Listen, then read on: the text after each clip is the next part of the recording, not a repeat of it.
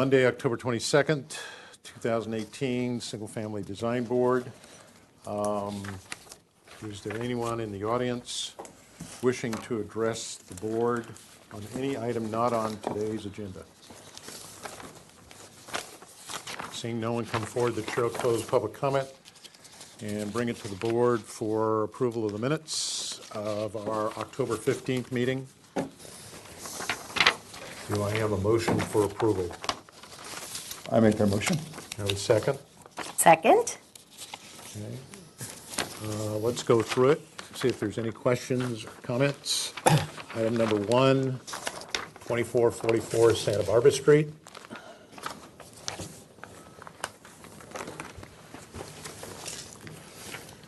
Item number 2, 415 Yankee Farm Road.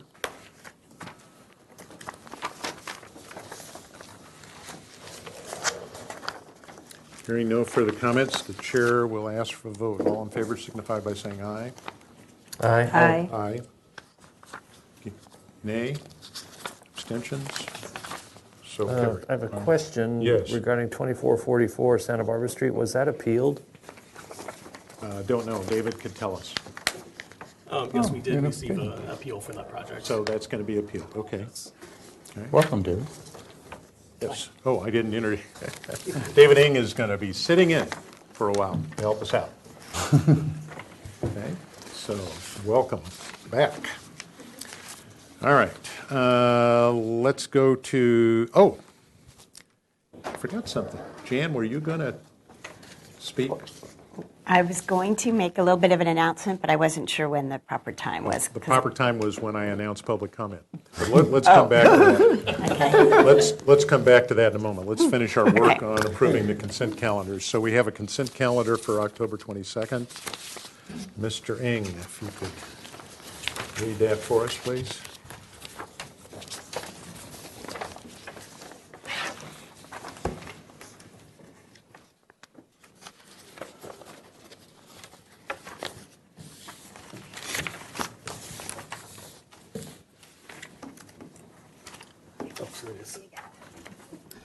Okay, consent calendar minutes for October 22nd are as follows. Item A, 1901 Gibraltar Road.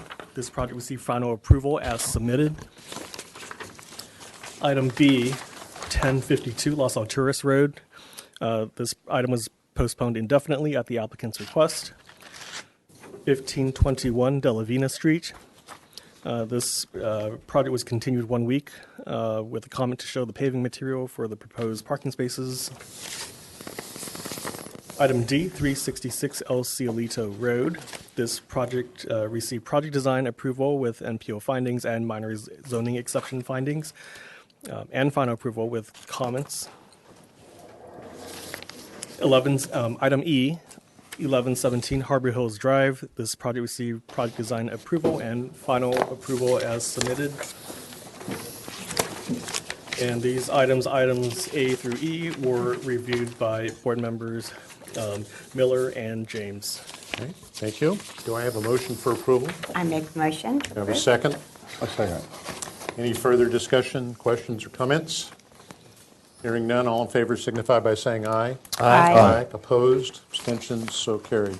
Let's go to the consent calendar for this morning, October 29th. Mr. Ng. Okay, consent calendar minutes for today are as follows. Item A, 2203 Las Tunas Road. This project received final approval of the review after final is submitted. Item B, 1052 Los Alturas Road. This project received project design approval and final approval with condition. Item C, 1521 De La Vina Street. This project was postponed indefinitely at the applicant's request. Item D, 3318 Calle Noguera. This project received project design approval with comments as noted. Item E, 317 East Valerio Street. This project received project design approval and final approval as submitted. Item F, 3704 Ardilla Drive. This project received project design approval and final approval, and minor zoning exception approval with comments. Item G, 1636 Las Canoas Road. This project received project design approval and continued indefinitely to consent. H 3240 Campanile Drive. This item is continued indefinitely to consent with the comment that the board supports granting of project design approval. Item I, 885 La Mopita Road. This project received project design approval, final approval, and a minor zoning exception approval with comments as noted. And items A through I were reviewed by board members Miller and Richards. Thank you. Do I have a motion for approval? I'll make that motion. Have a second? I'll second. Comments? I do. Questions? I do. Yes. Item number D, 3318, please review. It comments something about a standing metal seam roof. And I know we have a policy now that if it's a standing metal seam roof, to bring it to the full board. But I had an understanding that that was already reviewed by us and it was already approved. So Okay. the client said that you'd already looked at that project and it was given approval. So I didn't Okay. feel like it was, I didn't want to. How can we, I happened to look at a standing seam roof this afternoon, and it was a dark charcoal color, and it reflected like I couldn't see the house. This one comments on this item D is the proposed standing seam metal roof shall not be reflective. There is basically no way of preventing a standing seam metal roof from being reflective. Shall we- Part of the challenge is we've had documentation that's been tried to present to us by applicants indicating that tests tell us that it's not reflective, et cetera, and yet when we go out there, it's reflective. I drove by a couple of houses in reviewing today's agenda. I wasn't looking specifically at but in neighborhoods where standing seam roofs, and they are reflective. We have a zoning ordinance that says that shiny materials are not allowed. I mean, that's not in the guidelines for our board, it's in the zoning. So what we might want to consider is putting together a small subcommittee to study this issue and come back with recommendations one way or the other. Either they can come back and say, look, we looked at everything, it's okay, Yeah. or we looked at everything and here's the problems. So we might want to think about that, and when we get to announcements, maybe we can discuss that. What do we do? What do we do if we have something like this? It's quoted in here as number one comments, and all of a sudden the roof goes up, and we drive by and we Well, find out that the Exactly, and that's the problem, guys. When you make, one of the challenges we have when we make decisions here at this board, part of our task is to try to do that within the time allotted. And you all know, we take, 15, 20 minutes to look at a set of drawings, and then we have to make a decision. Right. We don't get a whole lot of time to think about it. If we do, it's because we've asked the applicant to go restudy and come back, so forth and so on. But, part of the challenge is a lot of folks feel they're entitled to whatever they present to us. And yet, part of the reason this board sits is we have to come up with issues of neighborhood compatibility. But I'm going to get to that in a moment when we get into announcements, because Okay. I had a meeting with city staff and I want to share that with you. So maybe, Joe, that will answer your question here pretty soon. I do have a question on, because I generally will go out and look at, even though I'm not on consent calendar this time around, I will go out and look at consent items. And at 3704 Ardillo Drive, I was curious, I couldn't tell where the fence issue was, et cetera. I do know they had a sign up for an AUD. They did have their regular yellow sign up. What was the fence in the front yard? Was that the reason they had to ask for a modification? Was that the property on the corner?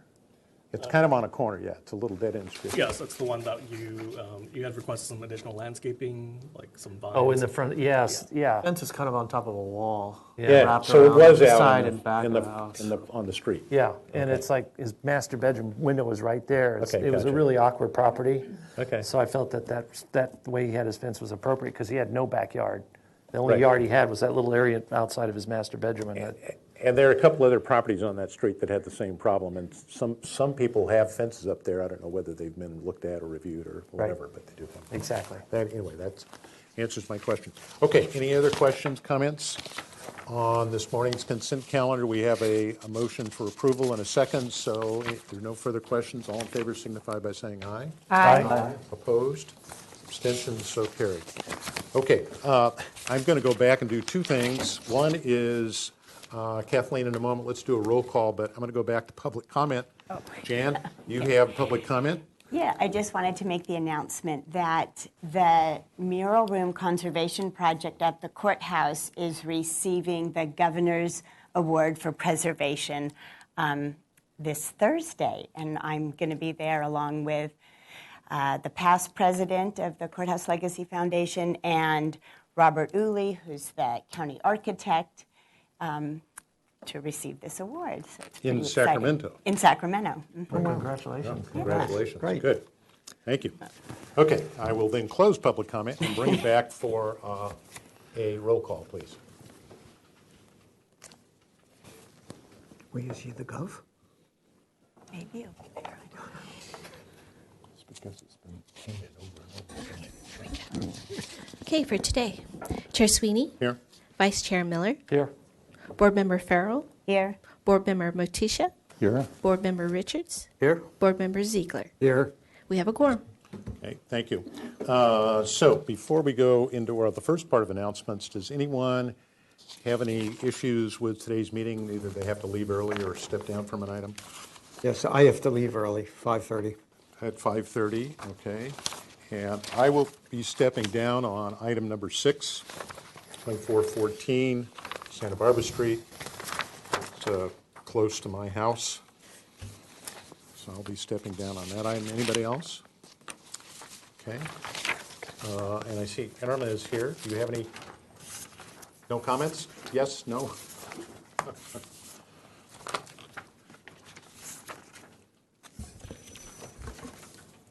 Mr. Chair and board members, I'm just here to support your comments with respect to our meeting last week. Okay, thank you. And I will share that then. I requested a meeting with Irma and Tarva, and I've forgotten how to say her last name, our newest city attorney that's assigned to the review boards. And I requested the meeting because of a couple of things. One is the issue of the appeal that was presented to the city council a few weeks ago, where our decision was overturned, et cetera. And I think we discussed it at the last meeting that that was an item that should have probably never come to this board to begin with. Unfortunately, a set of circumstances played out. So we did discuss that. The other one we discussed was we were seeing projects that get red tagged. And it puts the board in some awkward positions. And I know one of the items I observed on television, because I stepped down because it's too close to my house, but there were questions from the board about what does red tag mean, what happens, whatever. And so I was suggesting that perhaps in certain cases, having someone from the city attorney's office present when those kinds of issues come up might be important. You'll recall we've had a few projects in the last few months. We have a project that's working its way through the process now. I think it'll be at Planning Commission. It'll be back to us at some point. It's a 4-unit development with an historical house. There were the community was here, the public was here. They were quite concerned. They brought up a lot of issues that, quite frankly, aren't in our purview. There's zoning issues, et cetera. So I suggested that perhaps a little assistance on that would be helpful. But the other bigger thing was seeing how we might work and present the idea of some ongoing training to our boards. One of the big issues that we all have to deal with, and all the boards have to deal with, probably, but in my opinion, probably more so in our board than others, and that's this issue of neighborhood compatibility. And one of the challenges, there is no real clear no definition of what neighborhood compatibility is. And I've talked to board members from the other two boards, the Historic Landmarks Commission and Architectural Board of Review, and they have similar challenges, although in a lot of their cases, they're in zone business districts, et cetera. So that was one issue, the definition of what is the neighborhood. And as I've shared with you before, it really turns to us as a board to define that. And in some cases, we can do that. Sometimes we may struggle with that. I know oftentimes people try to use the 20 closest houses because that's the criteria used for the floor-area ratio determination. But in a lot of cases, that doesn't work. You know, we have a home that's separated by a geographical separation, and the 20 closest homes may be on the other side of that, yet it's really not part of the neighborhood from the aspect of where the home is. Yeah. So those are some of the things we talked about. We talked about upcoming vacancies on this board. One of the things I asked is I've never been clear, and I assume at some point we'll, as part of our training, we'll get some of that use of our private vehicles when we go out and look at houses. Are we covered by city insurance? Are we not? Et cetera. As you know, I had a complaint filed against me at the FPPC, and as you know, that the burden of proof was on me, that complaint, and that's an issue not covered by the city of Santa Barbara. So my attorneys had to be paid for by myself. Those are several issues we talked about in, I think, about an hour's worth of meeting. But the bigger thing I think Irma is going to be sharing with us is training, so that we get training on a whole bunch of aspects of our job here on this board, including how to do a motion, how to do Robert's Rules of Order, which is not the big book, et cetera. Irma, you want anything to add to that? Yes, thank you, Mr. Chair. As Chairman Sweeney indicated, we met last week, and I think we had a productive meeting. What came out of the training portion of it was that staff is in the process of trying to put together a training series for the boards. It's been a little bit hard to get it done with all our workload and that kind of thing, but we realize it is an important issue right now, and the boards have been asking for it. And we talked about training from as basic as purview to maybe. I don't want to, maybe complicated is not that word, but neighborhood compatibility, something that's a little bit more subjective, that kind of thing. I think that what we'd like to do is to bring you portions of the training. We don't have a lot of time because we include it as part of your meeting dates. They're usually about 30 to 40 minutes. We have public comment as part of that training, so that takes time as well. But what we did do is, as Chairman Sweeney indicated, we did identify some training topics, purview, level of reviews, the Roberts Rules, which we're working with the city attorney's office and having them here. Actually, they want to be here for the trainings in order to be able to give guidance and direction with respect to findings for the projects, motions, noticing, that kind of thing, and the process being a very big one as well. So we were looking at coming forward on November the 12th with the first training. But before that, we wanted to just I wanted to reach out to you and ask you to email me, because we really didn't agendize this for a discussion, with topics that you would like to have us prepare trainings for, so that we can accommodate your needs. So, we'd be, open and look forward to those.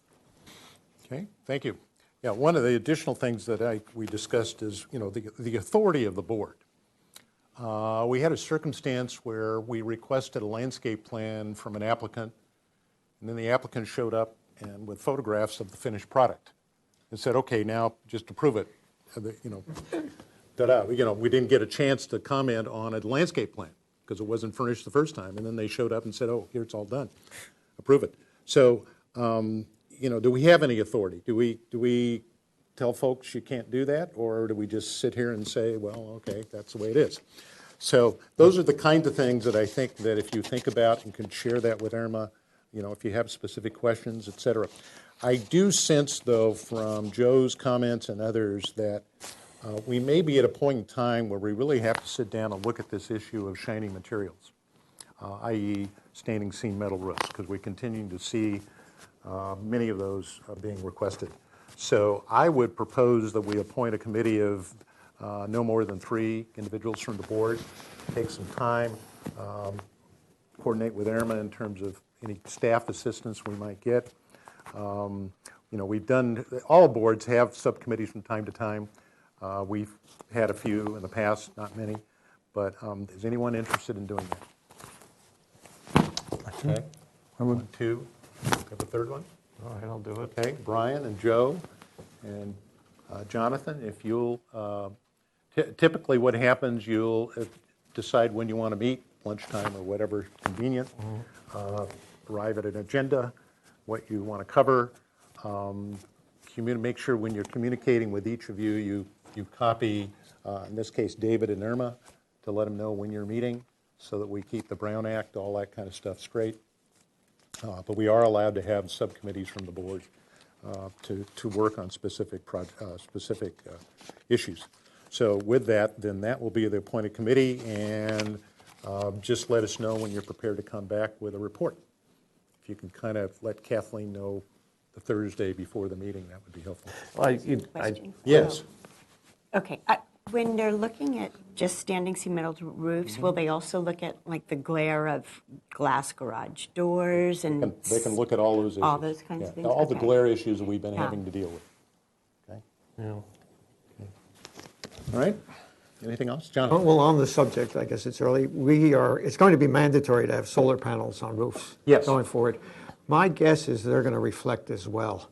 Well, they do and they don't. And this board approved, we've approved several projects with, well, we don't approve solar panels, but we've approved projects that have solar panels, one of which had a lot of discussion, and I think we had several community comments, and it's highly visible, so it's easy to see.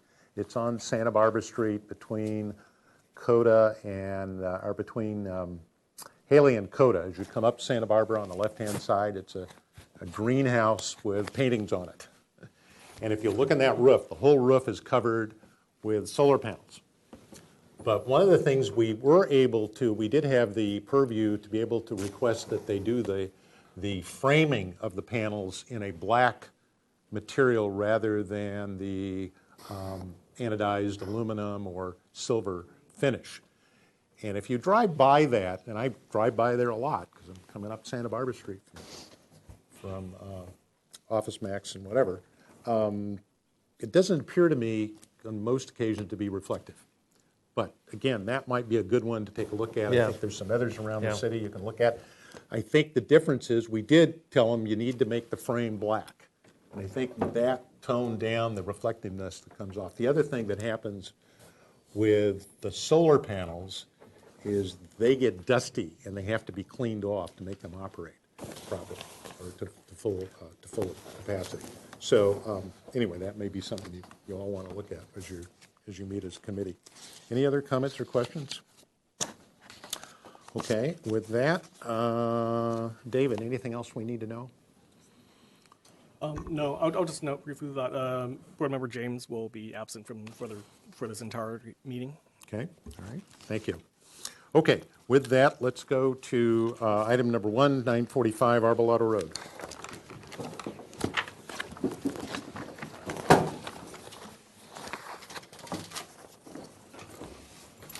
Okay, this is here for project design approval and final approval requested. The project was last reviewed on July 9th, 2018.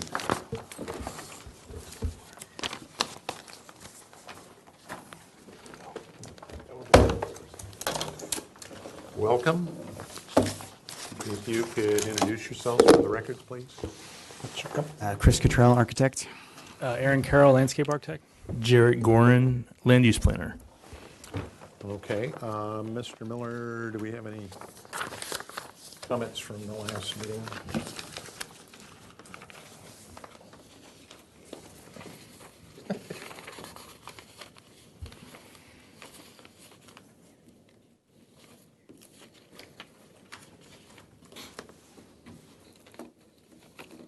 What? I think it is, yeah. It's a mystery. I also noticed they brought a beautiful color palette.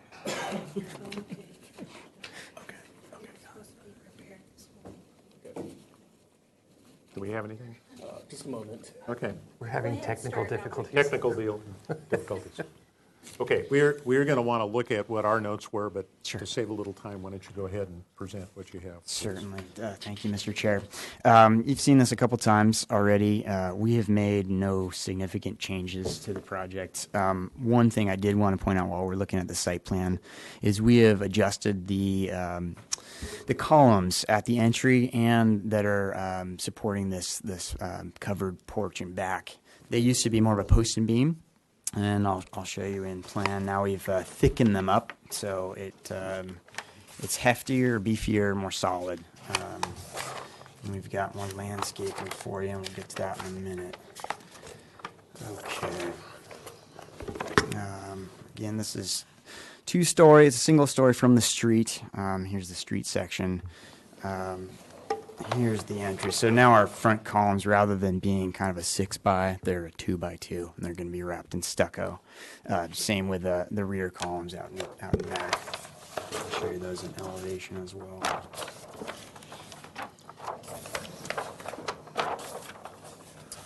Okay, so there are the rear columns that's got a downspout on there, and then at the entry, we've thickened that up. And we've got a little comparison we can show you in a little bit, but those are the extent of the architectural changes since the last time you've seen it. Aaron, do you want to jump in on the Sure. landscaping? I can get out of your way.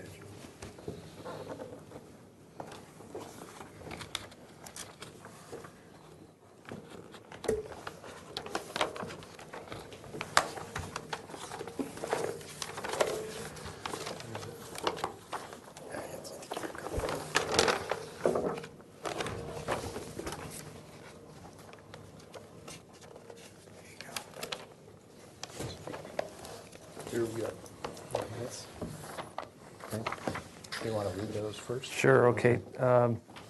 The board finds the proposed standing metal seam roof acceptable. Number 2, restudy the proposed plate heights. Number 3, study the landscaping and screening between properties to address adjacent neighboring privacy concerns. Number 4, study and clarify the type and location of the existing fence. Action taken by Motisha, seconded by Zeeler. Sweeney opposed. Okay, thank you. Okay, So I guess I'll just jump in with the fencing. No change. Black vinyl chain link fencing on the west, south, and up to about here. That's black vinyl, 5 feet high. And we have existing screening, large acacia trees, oak trees, Brazilian pepper trees along those property lines. I met with Mr. Fogel, the owner to the east, and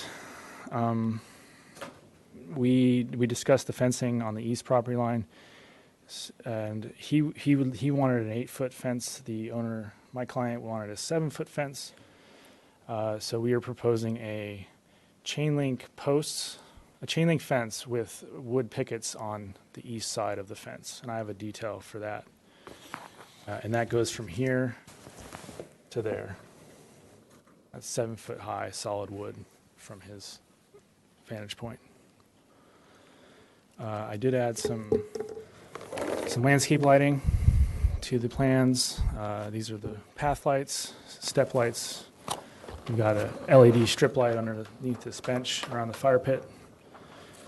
Not any other major changes to the hardscape except for this dry stream bed, which it's sort of a decorative feature. so those are labeled, trying to see, L1 and L2 are the lights, so Yeah. if we look at the site plan, you've got those identified, right? Yeah, these are the little path lights, Okay, the wall lights, step lights, okay. and planting. The palette is pretty much the same. We reconfigured the rear yard a bit. We've got a dry stream bed, as I said before, with grasses. We've got a lawn area here. So this backyard area changed a little bit, but the front did not change since last time. Oh. I could show you the detail for the. Oh, we don't have the detail sheets. Oh, I understand this. I'm leaving. Shucks. Oh, no. No, no L2s. I do have all the details finished. Basically, we've got a chain link fence, steel posts with 1x6 wood pickets 7 feet high. And you met with the fire department as well. Oh, yes. Thank you. I met with the fire department on site, and Ann Marks had some specific requirements on trimming of the existing trees along the property lines. Along here, we've got to keep it at 30 feet high, 5 feet from the eave. Along here, 10 feet high. And then along here, we've got to trim up the skirts of these trees and also provide clearance for this driveway here. And those notes are called out on sheet L31. Okay. Anything else? Yeah, so one of the residual issues at the last hearing was the plate heights, and we did go back and restudy those, and our client and we really want to stick with this 10-foot plate height on the second story, and we've prepared a series of exhibits to show it's immaterial whether it's 10 feet or 9 feet on the second floor in terms of the mass of this building. This is the downhill elevation, one of them with a 9-foot plate height, one of them with a 10-foot plate height, and then this is the uphill elevation. This one at the top is a 10-foot plate, and that's a 9-foot plate. Actually, on the uphill one, we think it looks better. It's not quite as squashed down with the 10-foot plate up here. Down here, we calculated the entire area of this elevation, and 10 feet versus 9 feet changes the area by, 3% or so? It's really insignificant. And then we ran these sections to show what this would look like from places where you can see the house anywhere up close. I mean, you could see it from 101, but you're not going to tell the 1-foot plate height from down there.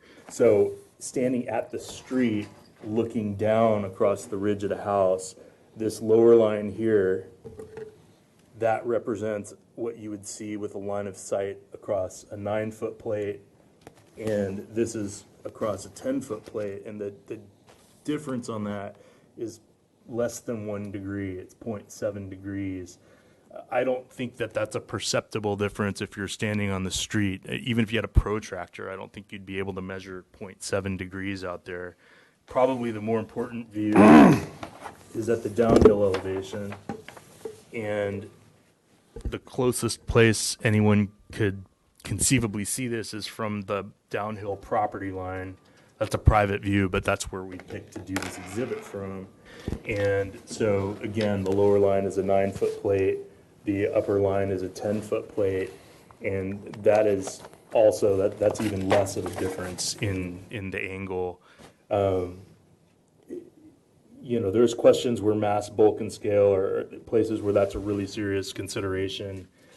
I think we're demonstrating here that it really doesn't make a significant difference at this location with this house. Also, I think we're next door to a 3-story house, and that's what's across the trees from us, which is significantly taller and, you know, has a bigger downhill mass.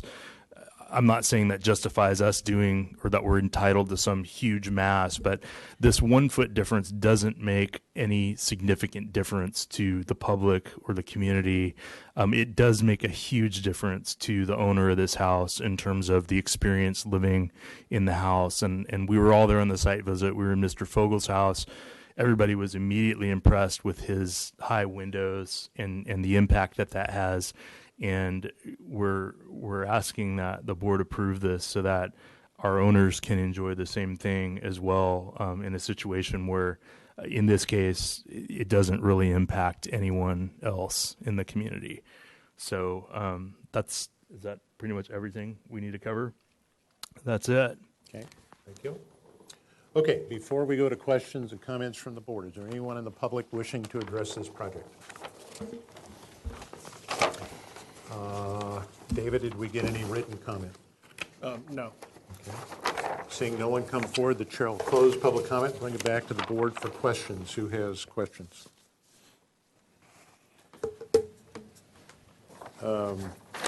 So you said the fence detail is on sheet L2, which is not here, right? That's where my As I understood it, based on your verbal description, it's a chain link with wood pickets? Correct. So from the 945 side, you would see chain link with the pickets behind it, and from the other side, you'd see solid wood pickets. Okay, and that's basically from about right here up?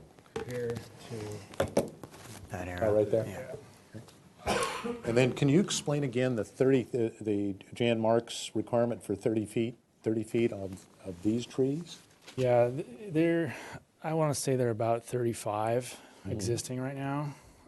So she wants those down to 30-foot max, and then 5 feet from the eaves horizontally. Okay, Right now, they're touching the house, the existing house. okay. And did she share with you how that ultimately gets enforced? Does the fire department come out and check it every once in a while? She writes enforcement cases. So, She I does. mean, do they go out and actually look at this a year from now or 2 years from now? Yes. Okay, In fact, Mr. Chair, this house had an enforcement case on it from the fire department for Okay. trimming those. okay. Let's see, what else? I think that was it for me. Anybody else with questions? I just am curious about the fence. I'm trying to visualize what this is going to look like. So I know what a chain link fence, but you're talking about pickets on one side of it, or There'd be 1 by 6 by 7 feet high pickets, as viewed from. 1 by 6 is a board, It's a right? board, not a picket. It's not a picket inserted inside the chain link, is it? No, you have an adapter on the steel Okay, post. So, but we don't have a detail. Okay, so We that's do part of the do, chain. but- We don't have it. 1 by 6 boards, vertical, right next to each other. Yeah, on Oh, right next On to the, each other. the on neighbor's neighbor's side, and then on theirs. attached to a 2 by 6 horizontal rail behind it. Oh, okay. I think I can explain this because I had this fence in 2 places I've lived. It's a standard wood fence, and rather than have wooden fence posts that go down into the ground, into footings, Oh, yeah. it has Yeah. galvanized steel posts that go so that they don't erode. And there's a bracket that goes around those posts. It's shaped like a C, and Yeah, it has little wings on it, and it goes around the round post. And then they attach that to a wood runner, just like any other fence. And then on the opposite side from that, it just looks like a wood fence. It's not chain link. It's not Okay. chain link. Okay, thank There, you. there is chain There link. is, you are including it's a on one chain side. link on From one, the on the owner's side. 945. Yeah. Correct. Okay, sorry, Okay. I stand correct. There is a chain link So we on the almost owner's have- side. It's almost like It's a double like 2 fence. fences right next to each other, sharing the same supports. Yeah. Okay, I'm good. Okay. Other questions? Termites won't get through it. Okay, other questions? Okay, comments? I'm not going to support it. I think the plate heights are too high. I think based on the fact that this house is I'm uncomfortable with the standing metal seam, but we've already approved that. It's on the side of the Riviera, it's high visual. I got your argument, but I can't support the plate heights. I differ with you. I will support it. We've all been in the house, and I think the house is, we all really like the inside of that house. And I think the fact that, we bring the plate heights down because we're thinking of the neighbors and thinking of the houses in the neighborhood. and there's just so many massive landscape, tall trees around here that 1 foot height farther and is not going to make a bit of difference like as presented. I agree with you, Joe. Okay. Other comments? I agree that the plate height issue isn't a problem, just based on the site and kind of how the house sits on the site and the planting around it. And then just reviewing the landscape plan, it looks like a good plan, so I support the project. Other comments? I'll be voting no, as I did last time. It's inappropriate to have a standing seam metal roof on the Riviera. I also have a problem with the plate heights. I think there could be a portion of the house that could have 10-foot plate heights, but not just a general overriding. When I look at these things, I don't look at it as a mathematical, architectural, structural issue. I look at it as an aesthetic compatibility issue. I look at it as a proportional issue. 10 feet puts us out of proportion to a good piece of architecture. So people can provide certainly mathematical solutions, but at the end of the day, for me, it's not mathematical, it's how these things look. And so I was hoping that we would see some more creativity in terms of how we dealt with the plate heights, but we didn't. But for me, the issue is the standing seam roof, and so I'll be, again, voting no for approval. The applicant is there any other comments? The applicant, yes, go ahead, Joe. I have a question on voting, how we're going to vote. Yeah. Can we, and we don't have to blanket vote the whole thing through as a final approval, do we? I mean, if some of us don't like the roof and some of us do like the plate heights. Doesn't work that way. Doesn't work that way. Okay. You're going to have to, the board has already gone on record of approving the standing seam roof, okay? Right. So if you're inclined to have an issue with the plate heights, you can request the applicant return with further study, and you can give them specific areas you'd like further study in, or you can just simply say, we agree, we're happy with the 10-foot plate height, and proceed. One of the technical questions or issues at this moment is the applicant is here for project design approval and final approval. Final approval means you have to have a full set of drawings, and we now know there's a whole sheet missing. So I'm thinking the more appropriate action would be, if you're so inclined, you can certainly give it project design approval, given the explanation of the fence, and if that meets with your approval. But technically, for final approval, they don't have a complete set. But typically, when that occurs, we have, and that's happened by other applicants in the past, we just send them off to a consent calendar where that action can be taken with a full set. And they can work out a schedule with David to make sure they get that taken care of. So that could be a way to do it. In theory, we're supposed to be looking at final set of drawings. Final set of drawings need to have all the sheets here. They have to have all the details. They have to be complete. And obviously, there's questions about the details. It's been verbalized to us what it looks like, but it's not on the drawings. This was one of the areas that I've asked Irma and staff to deal with in one of our training sessions. One of the challenges with the board is within a very few minutes, we have to determine whether or not this looks like a complete set of drawings, because that's what final approval means. And yet, many of us here on this board are not architects. Joe and I and Brian do this all the time as architects. We look at drawings. I can, within a few minutes, can tell you pretty much whether a set is complete or not complete, because I'm looking for key things, reference notes, et cetera. But not everybody's able to do that. So one of the challenges I've asked staff to look at as training moves forward is, and also in the authority, is how locked in are we for this final approval business? Because in essence, we're supposed to making sure that this stuff is done. I think originally, I know with the other two boards, they use final approval to look at the details, particularly at the HLC.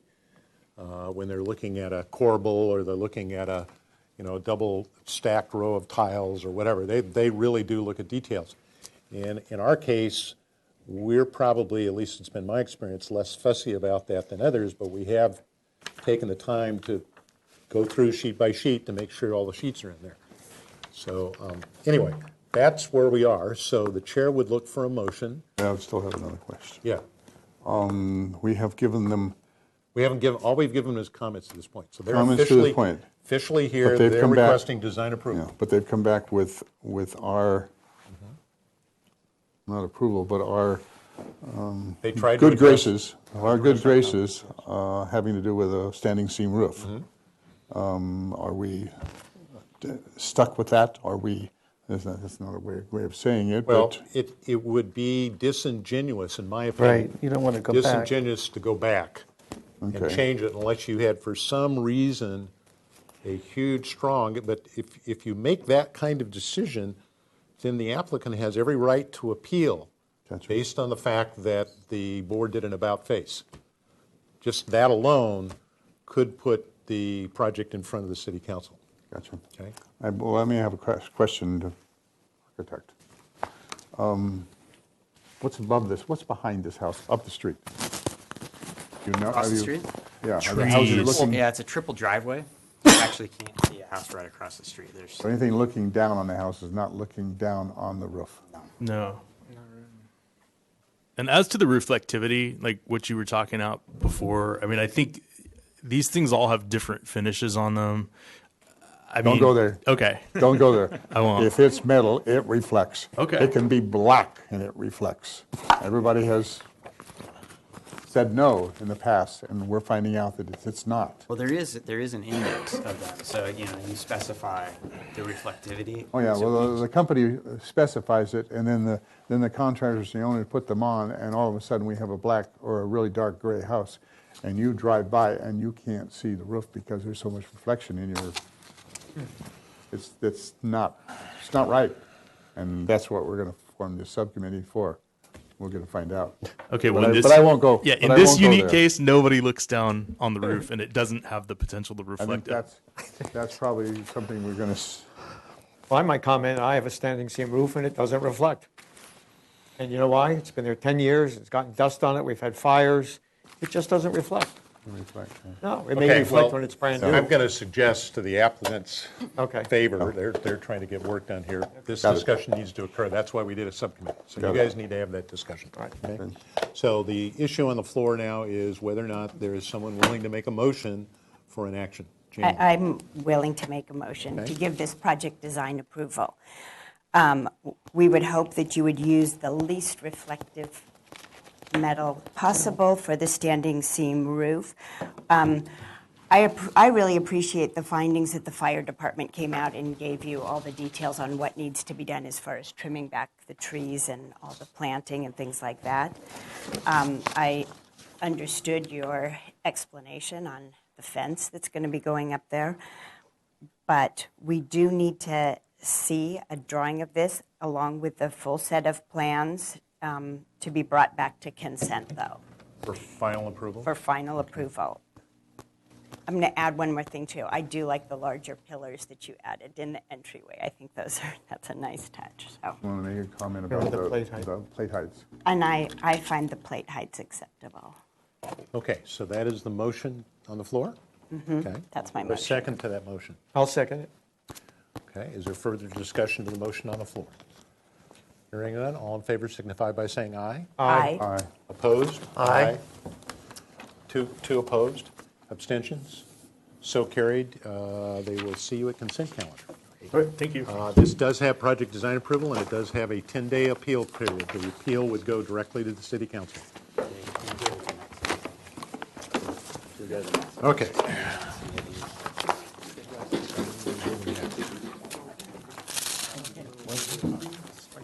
Okay. Item number 2, 3315 Los Pinos Drive. Do we have an applicant here? Same one. Oh, same one, okay. Oh, looking at it. Okay. It's raining so long. Okay, this is here for project design approval. Findings required as outlined in the Santa Barbara Municipal Code 30.245. Minor zoning exceptions in Santa Barbara Municipal Code 30.140.12, paragraph E, subsection 2, sentence A, for the proposed additional wall height allowances. Project was last reviewed and referred from consent calendar on August 6, 2018. Mr. Ing, do we have a explanation on why it was referred from consent? And while he's doing that, could you introduce yourselves for the record, please? It's Chris Cottrell, architect. Aaron Carroll, landscape architect.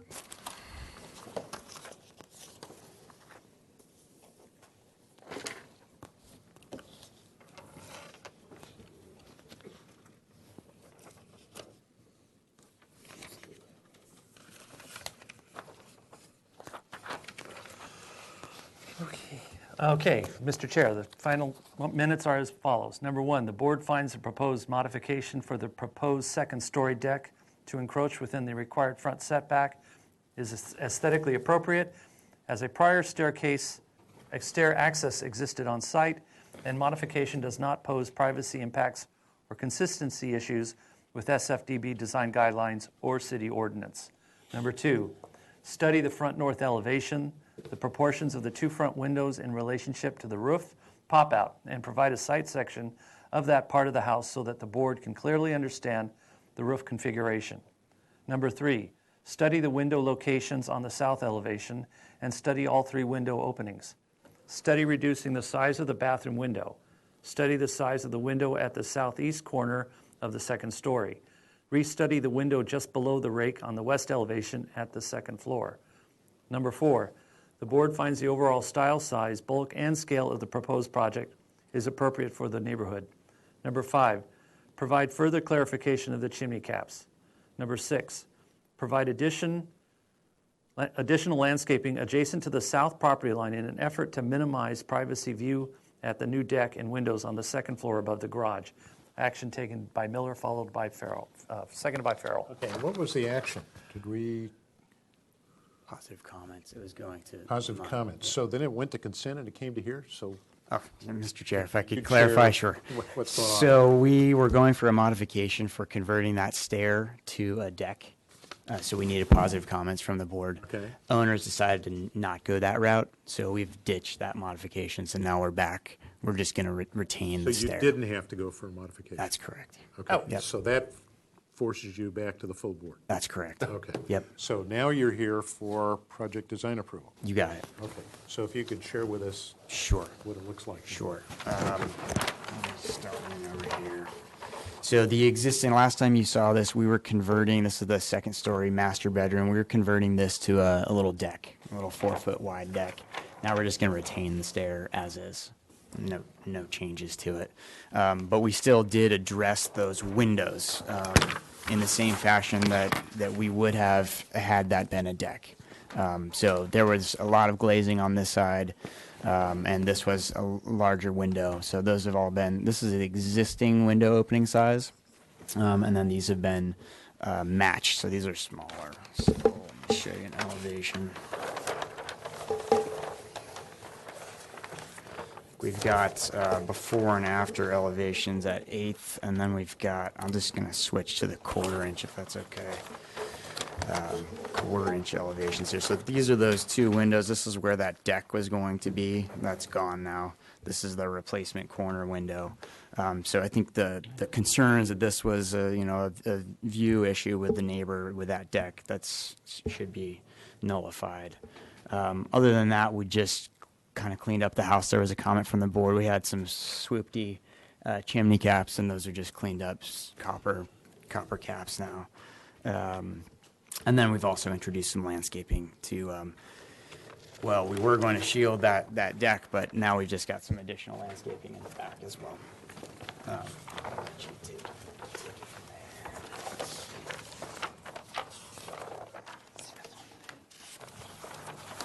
Sheets this time.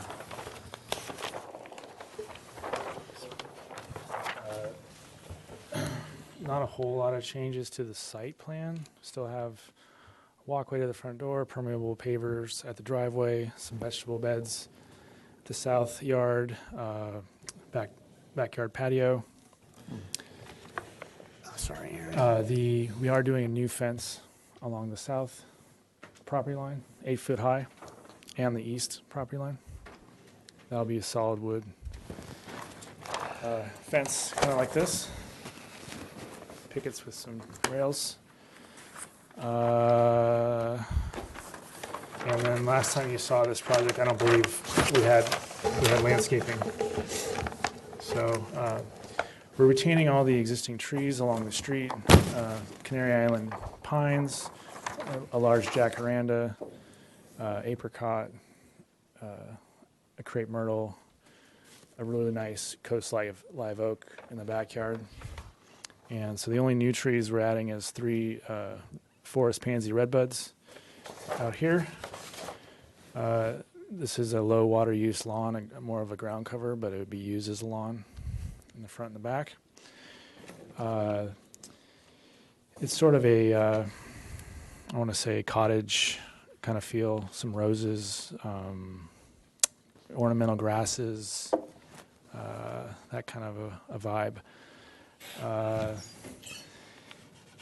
We do have irrigation notes as well. It'll be all drip irrigation. I'll be happy to answer any other detailed questions on landscape. Okay, thank you. Anything else? That's it? Okay. All right, before we go to questions and comments, is there anyone in the audience wishing to address the project? David, did we get any written correspondence? No, I did not. Okay, thank you. And seeing no one come forward, the chair will close public comment and bring it back to the board for questions. Who has questions?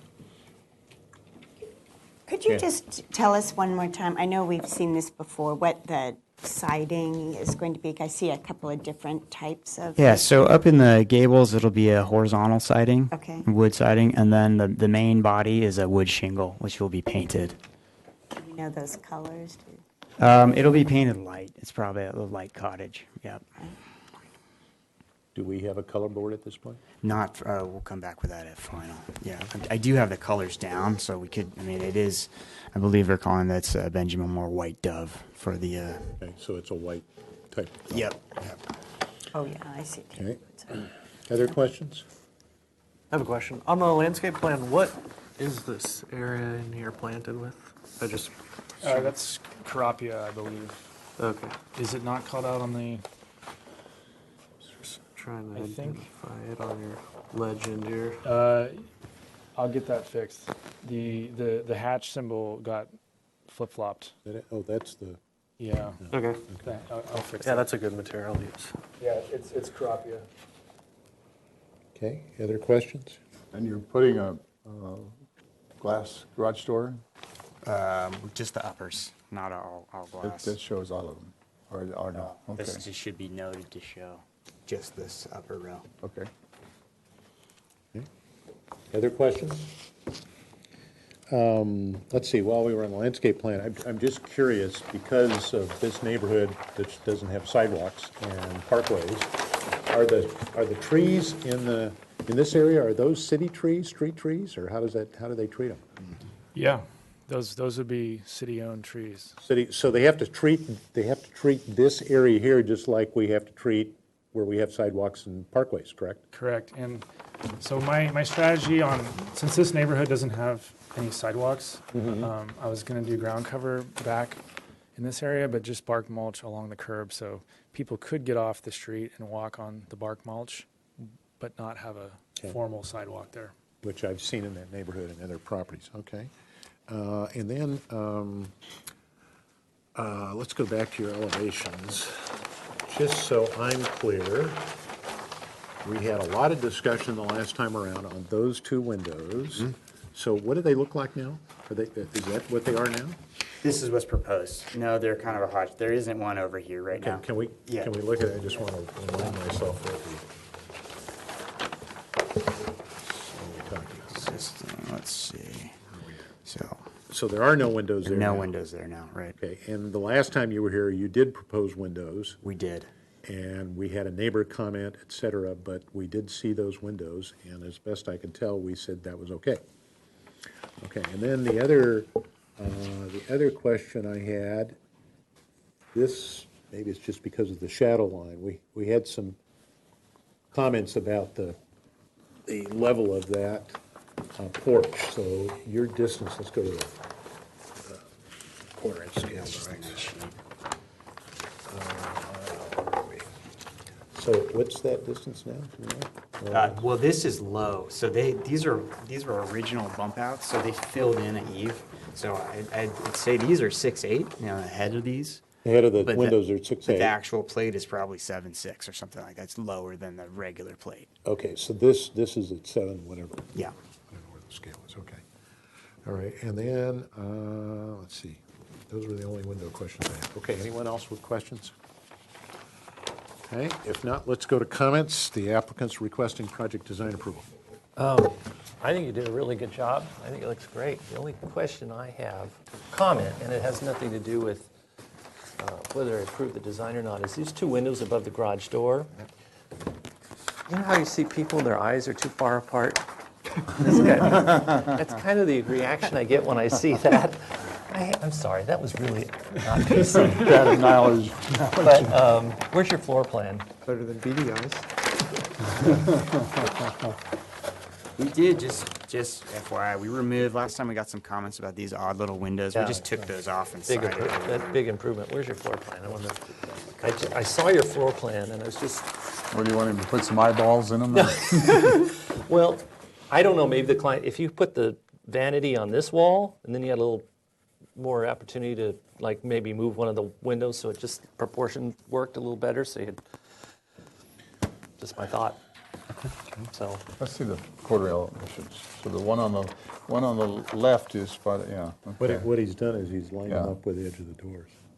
Right, yeah. that doesn't necessarily work. You may have to, if you scooch one over a little bit, it's weird what happens, and all of a sudden it balances. But you have to kind of play with it. Okay, other comments? Okay, Joe? You Right. don't, yeah, you don't need to line them up at the garage door because then it does look, It's more, we just fit the vanity in between them. yeah. Right. That's why I was, Yeah. which makes sense. Okay, other comments? No, I think it's a nice project, and the landscape plans look great, so support it. I like it too. I think it's nice. Right. If no further comments, then let's go with a motion. Project needs project design approval. He's not ready yet for final because he still has to supply a color board, et cetera. I'll make a motion.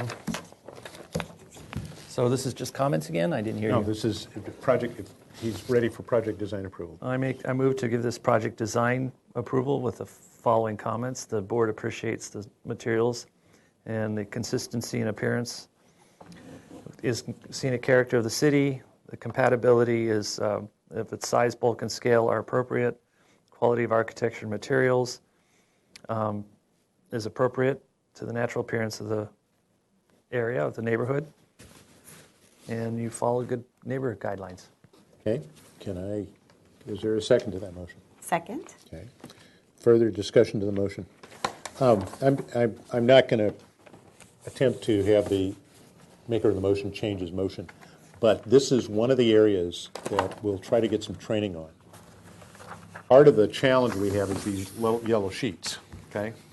And the reason, in my view, it's a challenge is it tells us exactly what we're supposed to say when we're giving project design approval. The problem is when we make general statements like it's compatible with the neighborhood and it looks okay and whatever, when those kind of statements get in front of the city council, particularly on an appeal, that gives the council no feeling for what we were thinking. So one of the things I think in the future that we're going to have to pay more attention to is when we give these project design approvals, we can't just use the words here. We need to use these words, certainly, because that's part of the findings we have to make, and staff has made recommendations about how to use these. But I think we're going to have to be much more definitive. Do it again. No, that's okay. No, let's not tie up the exercise. Needs to be more definitive. A definition of what the board decides is the neighborhood. A definition of what we decide is compatibility, et cetera. So that's going to take some training for us to figure out. But without those more definitive, descriptive elements of our decision making, it makes it very difficult for the staff to act on our behalf, particularly at an appeal. it makes it very confusing to the neighborhood or to the neighbors when we make those kind of decisions and they're sitting there scratching their head saying, well, wait a minute, this is a pink house and a whole neighborhood of white houses. How did they arrive at this? Whatever. So anyway, just a word for some thought. I got a note say, can you make findings on the wall height, minor zoning exception? So where is the wall height? So we can. Yeah, you have a minor zoning exception we have to take an act. Can we do that as a separate motion, David? Now that we have a motion and a second on the floor? So, okay, if the maker of the motion is willing to add that, okay. So If we understand what's going on. we need to know where that modification, minor modification required. The MZE was for this pitch break up front, right? That's in the front yard setback, so that's changed. So is that the minor modification? The MZE with the, Is that it? I was thinking maybe it had to do. I'm sorry, that was. Okay, so do we have a drawing that shows where that line is? it's, let's see, the elevations show it because it's right behind the fireplace here. Let's see, where are we looking upside down? Thank you. Yep, so it is. What is it, right there? Yep, From here to that's there? all it is. Yeah, it's just this change. So the roof used to carry straight Okay, down. so the minor modification that we're That's correct. discussing is right here. Okay. That's on the west side of the house? Yeah, well, it carries through. It's right here as well. East. Right. Okay, so that's the minor modification. Okay. So you just, if you're willing to make that part of your approval, you need to read that into the record. All right, I had to add that to the motion of we're granting a minor zoning exception, and I have to read out all these following findings? Okay, so we're for the small roof extension on the, Which you identified as sheet A21. sheet A21 on the north elevation. North and east elevation. North, Yes, right. Yeah, yeah, where the front door is located, front entry is located. okay, The- is that it? Yes. Okay, all right, David, we okay? Yes. Okay, so that's part of the motion. Everyone understand the motion at this point? Mr. Chair, can we Yes. come back for consent? Do we request that now, or is? Oh, do you want to come back for? No, you have to make in your motion. I said come back for consent. So final is at consent? Yeah. Okay, so that's part of the motion. Second, are okay with that? So part of the motion is give it project design approval with a couple of comments, the modification, and they're to return to consent calendar for final. Okay? All right, any further discussion to the motion on the floor? Hearing none, all in favor signify by saying aye. Aye. Opposed, abstentions, so carried. Okay. Thank you. See you at consent calendar. Why is it coming back for consent if we, Yes, to go for final at consent. can't we give him the final? No, he doesn't have all his drawings. Oh, okay. It's not a place. Sorry, try. 12:15, all right. We're about on time, and I see no applicant here for 845 Sea Ranch Drive.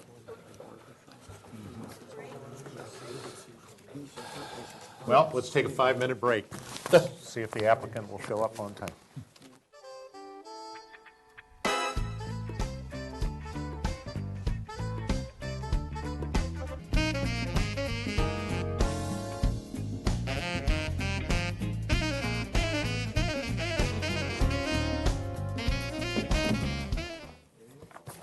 Okay, the chair will bring back to order the Monday, October 29th, Single Family Design Board, back to order.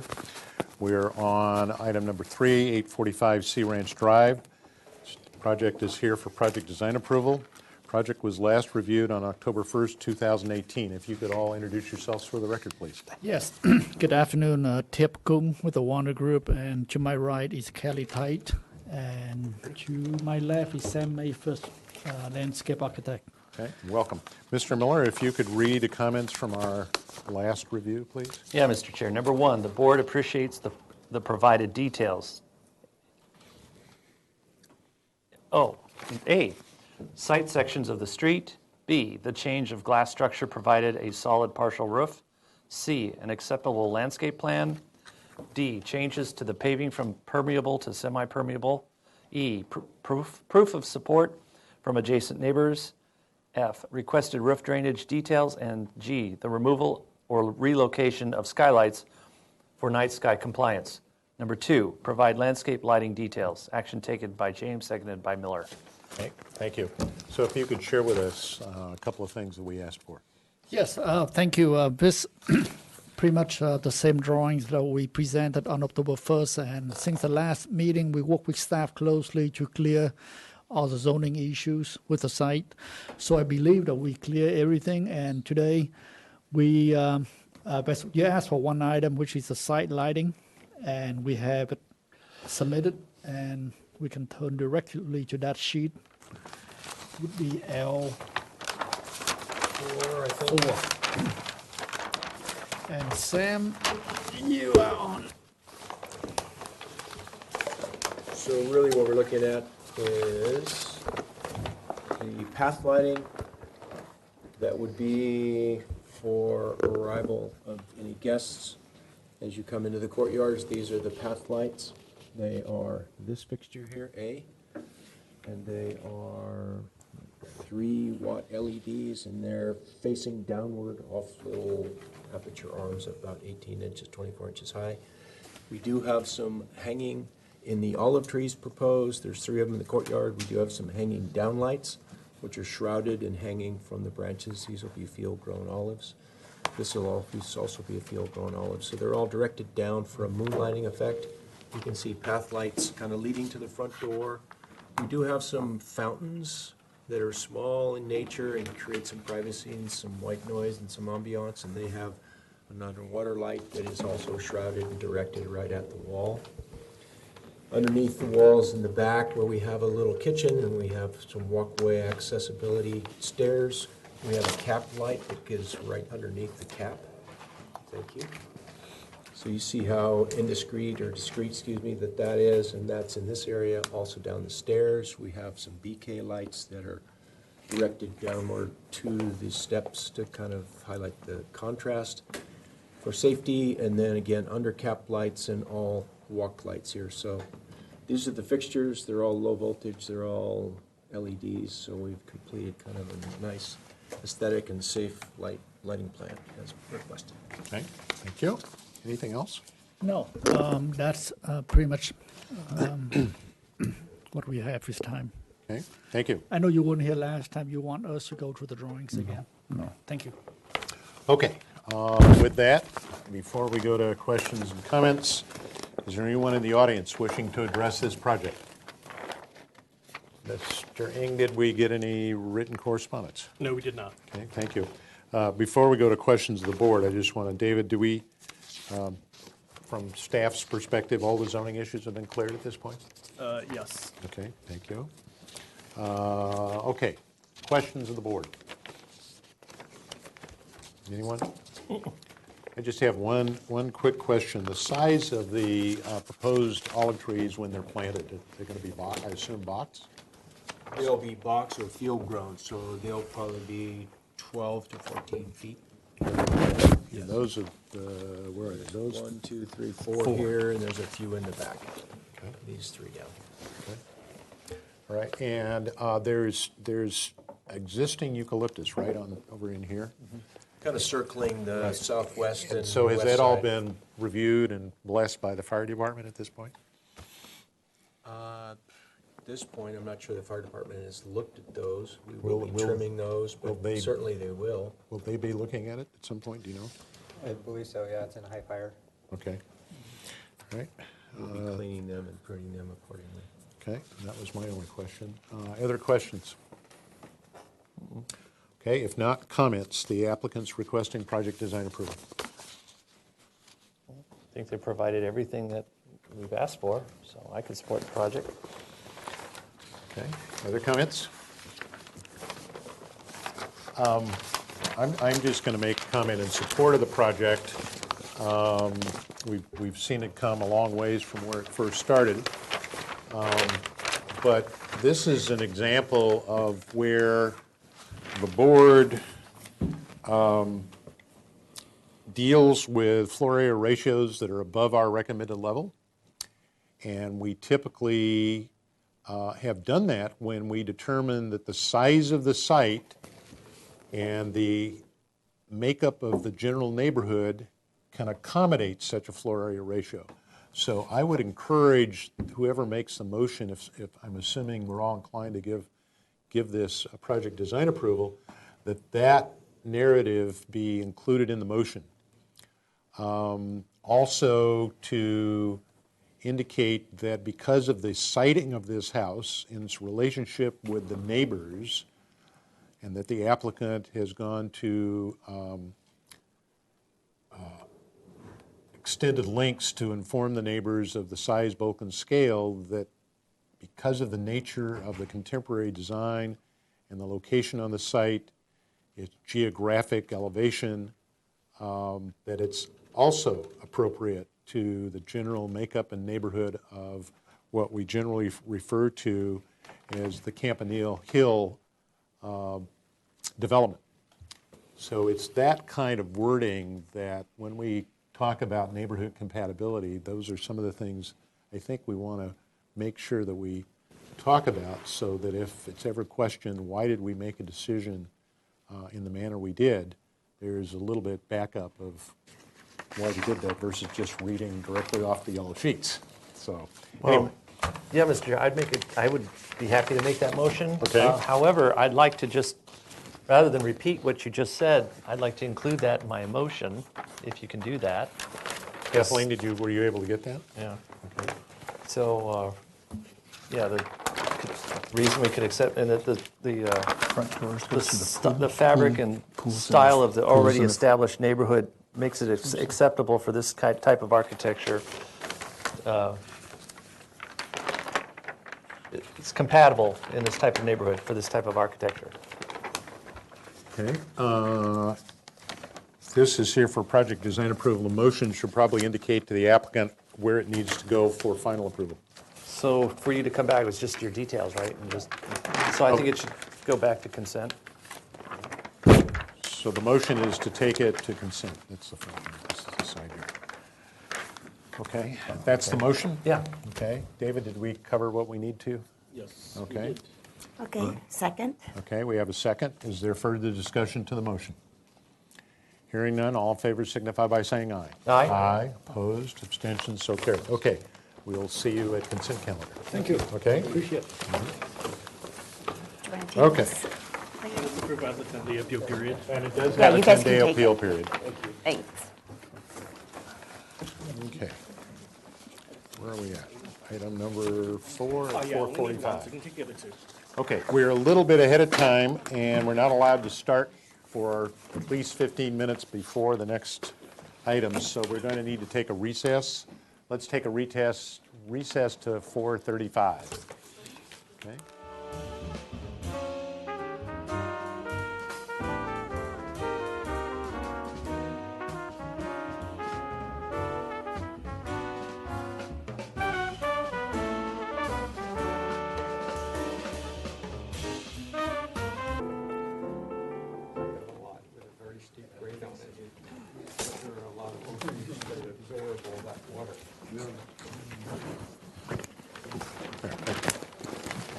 All right, the chair will bring back to order the October 29, 2018 Single Family Design Board. We're on item number 4, 113 Santa Rosa Place. This is here for project design approval. The project was last reviewed on September 4th, 2018. If you could introduce yourselves for the record, please. Thank you. My name is Suzette Naylor with Thompson Naylor Architects. And I'm Dennis Thompson. Okay. Mr. Miller, if you could read the comments from our last meeting, please. Yeah, Mr. Chair. Number 1, restudy the size and scale. Study reducing the first floor plate height to 9 feet and reducing the second floor plate height to 8 feet in height. Number 2, the board finds the proposed architecture acceptable. Number 3, study reducing the maximum allowable floor to lot area ratio closer to the design guideline of 85%. Number 4, restudy the size of the proposed deck. Number 5, applicant to work with staff to confirm whether the front retaining wall and the picket fence will require a minor zoning exception. The board finds the front retaining wall and the picket fence would be supportable at 5 foot 6 inches in total height. Number 6, the proposed landscape plan is supportable. Number 7, the board appreciates the owner's efforts to keep his neighbors informed on the proposed project. Action taken by James, seconded by Miller. Thank you. So if you could share with us where you are at this point. Thank How you. address this stuff. Chris Gilliland will be joining us, I'm sure, when he gets here. We were last here, as you know, on September the 4th, and I understand, Joe, that you were not here, and Mr. Richards, you were not here, but I intend to skim over the previous items on the previous review as much as possible in order to move fast, but please interrupt me if you have a question and need clarification on that. So we are from 100% FAR, we are down to 93%. We are down 7%, or almost halfway down to 85%. So we're pleased with that, and but we are still above 85, so we must go through the supplemental design aspects. At 93%, we are, and the staff has this, number 7 on the list of 20, down to here, and we're very close to 105 Santa Rosa, which is also approximately 93%. And again, these are our 20 closest lots, and in this case, we're all within one subdivision, so it's quite a neighborhood here. And if you need photographs of the existing house, I have them here. If anyone, okay. Oh, good. All right. So again, we are removing this existing single-family residence and 2 accessory buildings, existing curb cut here, used also as a pathway to the front. This is the new footprint, essentially the same design as before, as that was the primary comment, which we felt we could use the same design and just perform liposuction on the area. Get the excess fat, if I could, out, and control the height and proportions and scale, and that's what we did. So here is the previous submittal, which shows the previous footprint, and we took 2 feet off of this long line here in the main trunk of here, about 1 foot 3 inches here, and a little bit off of the second floor. The other changes that you will see as you go along are, we were thinking of a front yard fence, but we have removed that from the project, so we don't need a minor zoning exception for that. The other thing that happened was that we did a bit of design development in our exploration because we felt it was a responsible thing to do in terms of changing the size, scale, and height of things. So our mechanical engineer said, you need 2 air handlers and 2 condensers. I've got 2 condensers now here, and the screened enclosure continues. We encroach just enough into the side yard setback to allow it to be there, but I need all that front area in order to have airflow there. So those were the changes to the site plan, and then of course Chris will talk about his landscape plan changes. Yes, thank you. My usual memory aids here. So, again, this is a thing to do. That's taped. We're at 113 Santa Rosa here, right in the middle of this little street, and these, thank you. These are the existing street elevations, as you know, as we're going to go up the street from Shoreline, up and then back down again, as perceptually this is the sort of immediate context, not necessarily the neighborhood, but the context. And so we'll go up 1242 Santa Rosa, and you've seen these photographs before, most of you. And then here is the existing little building that's going away. And then as you go down that street, all of a sudden things change. And that, as Fred rightly noted before, most of those were done before the SFDB came into existence. So it's quite a interesting comparison and contrast there. And now up here is a larger scale photograph of the street, which again starts at 1242 Shoreline up here. And this is the 105 Santa Rosa that is also 93% FAR. But interestingly enough, it converted its garage. And so now it has uncovered parking because it was done legally before 2-car covered garages were there. So he's at 93 but without a covered garage. And here we are, and then here is our building. It is essentially the same design, but I'm going to show you a comparison. And really, if you use the key of the mermaid's tail, you'll see how much the plate dropped on the second floor. We dropped the plate a foot, and we dropped the plate at the lower floor 6 inches. So we're down 18 inches. And it is, as Fred had predicted, the Disneyland effect, which essentially is a sort of a more human, real scale at the lower floor. And then at Disneyland, they dropped to 5/8. And then on the third floor, they dropped a 1/2 inch. So dropping that plate above really made a huge difference, in my opinion, in terms of the perception of it being nestled down and further away, even though it's not. And the other thing, as you'll see in the elevations as we go along, are that we nestled the deck. We pulled in the deck this way, pulled in the deck this way, and extended the roof. Extended the roof across here like this, so it now becomes even less perceptible. And then the front yard fence is gone.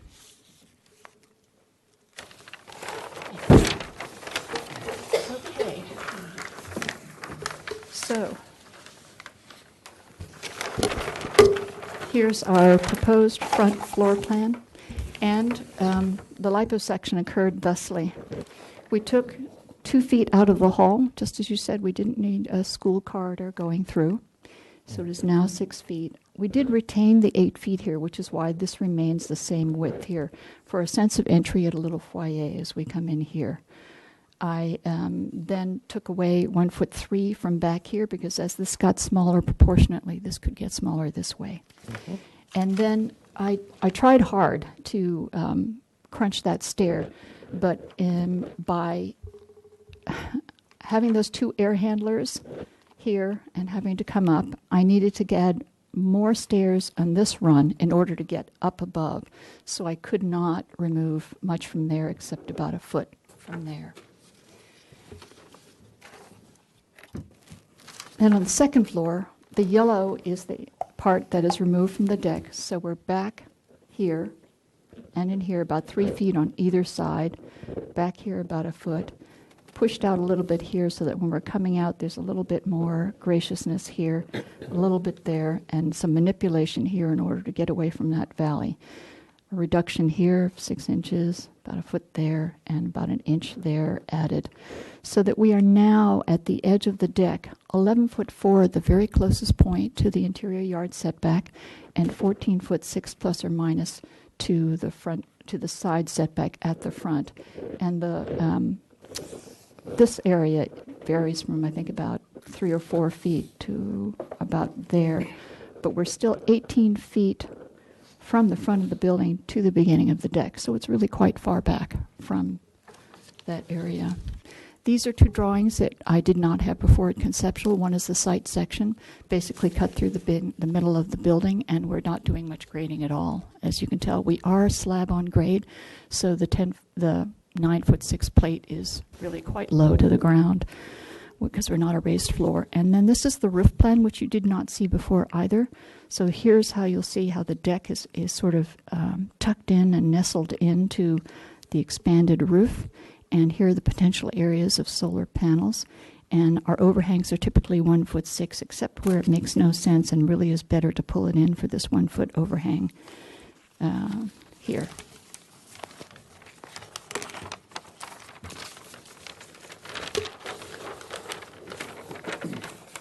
So here's the solar axis solar diagram, which we manipulated for our changed heights and so on and so forth. But I wanted to talk a little bit about the 9'6" plate. I hope you'll agree that that's enough of a drop, because our mechanical engineer basically said if you keep it at 9'6", you'll get down to about an 8-foot ceiling, we hope. And I think we will, but if you could see your way as you are looking at these elevations to, I hope you'll agree with me, that the impact of the lowering of the second floor was the more important dropping, and that the 6 inches here from 9'6" to 10 feet was really not very consequential. And if we could have a little bit of leeway down below, that would be great. So here is the current elevation, and again, if you look at the mermaid's tail, you'll see the difference between the 2 elevations. The lower floor didn't change that much except for a 6-inch drop, which you can see here, but this really moved down below. Here is the west elevation. we could not have the clerestories anymore because of the drop in there, and so we have a little porthole window. The windows above become diminished proportionately because of the plate drop. Front yard fence is gone. On the north elevation, there's really not much change except in the drop in the plate because our windows were already quite diminutive. On the south elevation, here's where you see the gift to the neighbor in terms of privacy and feeling like that deck is not facing them quite so much. The other thing you'll see here is the screened enclosure, which we're basically just expanding it to enclose the two condensers. Unfortunately, the chimney had to grow because as the building moved in this way and moved that way, I got a lot closer to the second floor, and that's unfortunate, but it just had to grow. Here is the previous view from the northeast, and I don't know what happened to my printer there. The view from the southeast here, from there. Now, the other thing I wanted to talk about was previously we had staggered shingles here, textured and staggered. We'd like to have straight edge shingles, if we might, and I have. Oh, thank you. What we propose, and I'd like you to say, oh, thank you, is moderate taupe for the large part of the siding, and for the lap siding, this cobblestone, and then for the trim, I hate the word, but Arctic white, but in little doses, I think will be a good, so hardy plank, lap shingle, and an appropriate asphalt compo, but I haven't gotten there yet.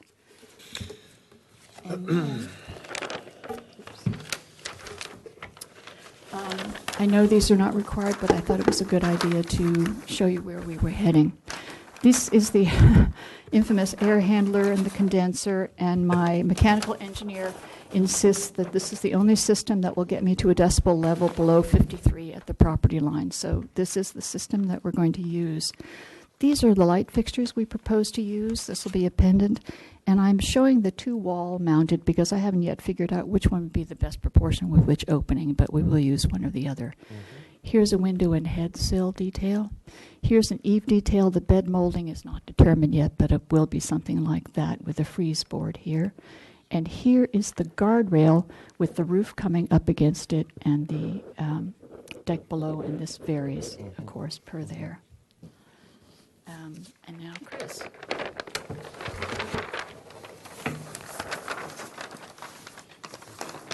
Thank you, Suzette. Thanks. Well, we really didn't change much, with the landscape. I mean, the house was brought in. We still want to leave this as sort of usable area and keep plants away from the footprint of the house per the owner's request. And the white picket fence was eliminated. And otherwise, it is exact same as it was before. Patio's a little bigger. This patio? Yeah. Oh. Sorry. Yeah. And so, yeah, slightly bigger on that patio, but otherwise, no other changes from the last time you saw it.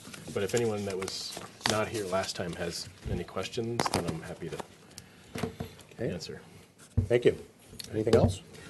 I'll just add that I'll note that Suzette has worked very hard with the owners and brought in a structural mechanical engineer to make sure these were tried and true numbers. And I think either the height reduction is significant and the deck reduction is particularly significant. It's pushed back in two directions. So I think the street elevation, I hope you agree, it fits in really well, and hope we can look for a project approval this time. Okay. The only one other minor change was the trash area. We couldn't have it in the setback, so we expanded this slightly and were able to locate her. I thought you can do that now. I thought they changed the... Oh, You can. Yeah, that's... Sorry, I'm They, working on. okay, you can check with David that the needs to be zoning law, screened, but- it has to be screened, but you can put them in the setback. Okay. Done. So we'll revert. Because that's what everyone's doing anyways. Is this a slab that's on the, Yes. why? Well, Can we hold off till questions? I'm going to have you hold, because we got to do a procedure. I was just I know, we got following- to do a procedural I thing was here. just following Brian. Hold your, that's for questions. Blame me, that's it, fine. Let's hold that. Okay, anything else? Okay, so before we go to questions, is anyone in the audience wishing to address the project? David, did we get any written comment? No, we did not. All right, then the chair will close public comment, and now we'll go to questions. Joe, you got a question, go You for made a it. comment about the condenser units sitting in the setback. The screened enclosure sits a little bit into the, the screened enclosure goes in a foot into the, which is acceptable. Does it have to be that big? Why is it that big? I need 5 feet in front of there. If I want to screen it, then I've got to go, that if you don't want me to screen it, I don't need to go into there.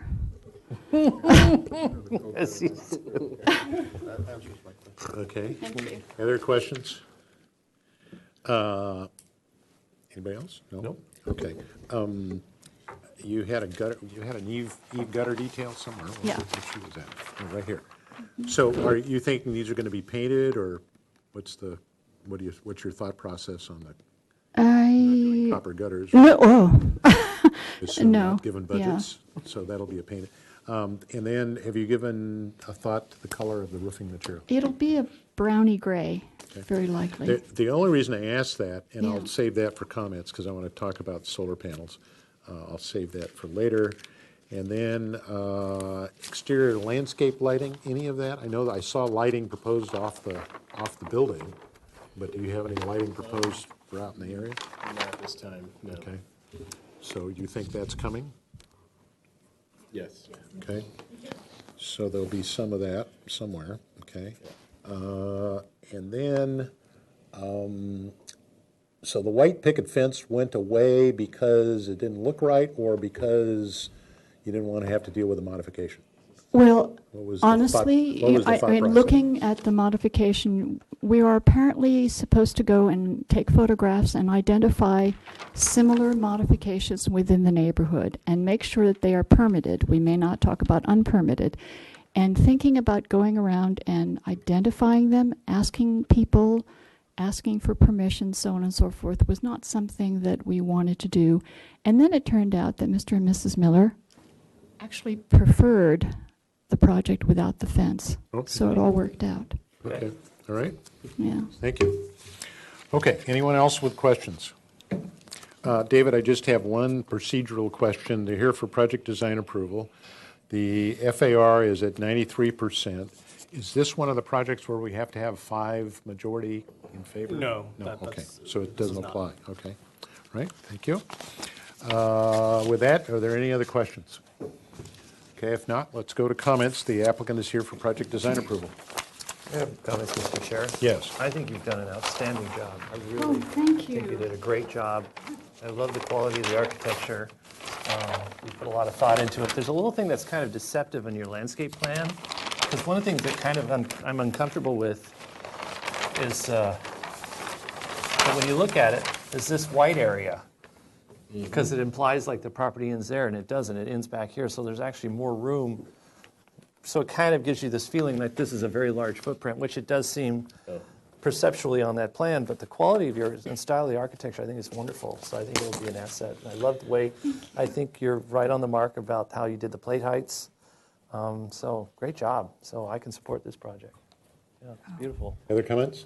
I agree with what Mr. Miller said, and I think it's how you put the balcony into the roof especially is really Great nice. suggestion. It really, really is nice. Okay. Yeah. Other comments? A couple of things. One is, this is, in my opinion, what can be done when you have a talented architect able to listen to the board and deal with the issue about the height of plate heights. And, you know, we've had applicants in here before who argue against any ability to deal with plate heights. But the fact is, there are ways to do it. And I appreciate everything they did to get it down, particularly that second floor. And you're absolutely correct. It has everything to do with proportion and how it's perceived. And in my view, one of the masters of that is Disney. Yeah.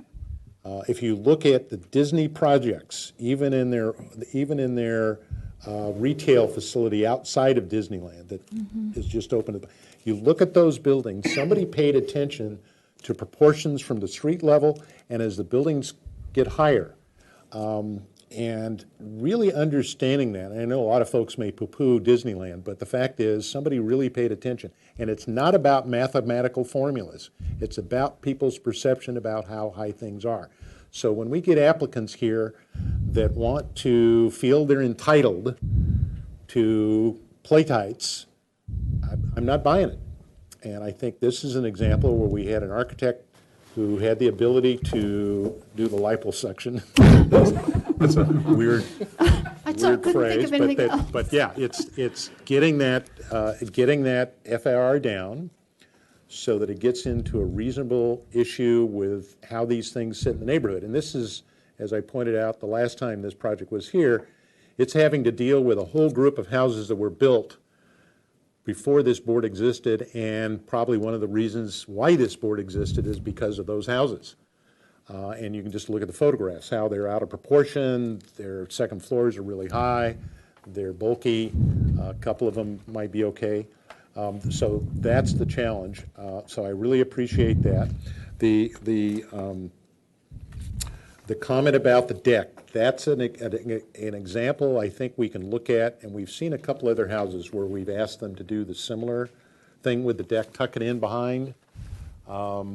That roof, we had a couple further over on the mesa, on the other side of Miggs Road, where we did that, and they pushed those decks back in, made it smaller, but got it to tuck into the roof. And that really helps people's perception about where decks are, irregardless of the size. It's how it's read from the street. The one advantage, I think I pointed this out before, that this property has is that the house, one house away down here, has no windows on that second floor facing this way. We'll have to see what happens when this house comes in for its second floor, as I'm sure many of these will continue to do. So with that, I think that's pretty important. With regards to the roof color, think about the color of your roof choices with the framing of the solar panels. And we were just talking about, you may not have been here earlier in the meeting, we've appointed a committee, subcommittee of this board to kind of deal with the shiny stuff. Yes. And I think what we've realized and discovered that if the framing for those solar panels, and we're not allowed to have any say about where they go, what they look like, whatever, but if the framing can be coherent with the color choice of the roof, it's really helpful to make those solar panels kind of read like they belong there rather than they just got tacked on at the last minute. So I think that's pretty important. I would urge whoever chooses to make a motion, and I get a sense that we will make a motion for project design approval, that you make a specific statement about the 93% FAR so that if anybody's reading the record, they understand why we did what we did. And I would also encourage the comments about the plate heights, the deck, and any other things that you think are appropriate. You'll also probably need to deal with a motion that determines whether the applicant should return to the full board or to consent for final. So with that, is there someone ready to make a motion? I can do that. Okay. I think you did a wonderful job. I think the design is just really nice for the neighborhood. It's going to fit in really well. The quality of materials and architecture is all great. I sincerely appreciate how you've worked to bring down the FAR. And even though it's still at 93%, the way it has been brought in and incorporated with the landscape, it does not look bulky and out of place at all with the neighborhood.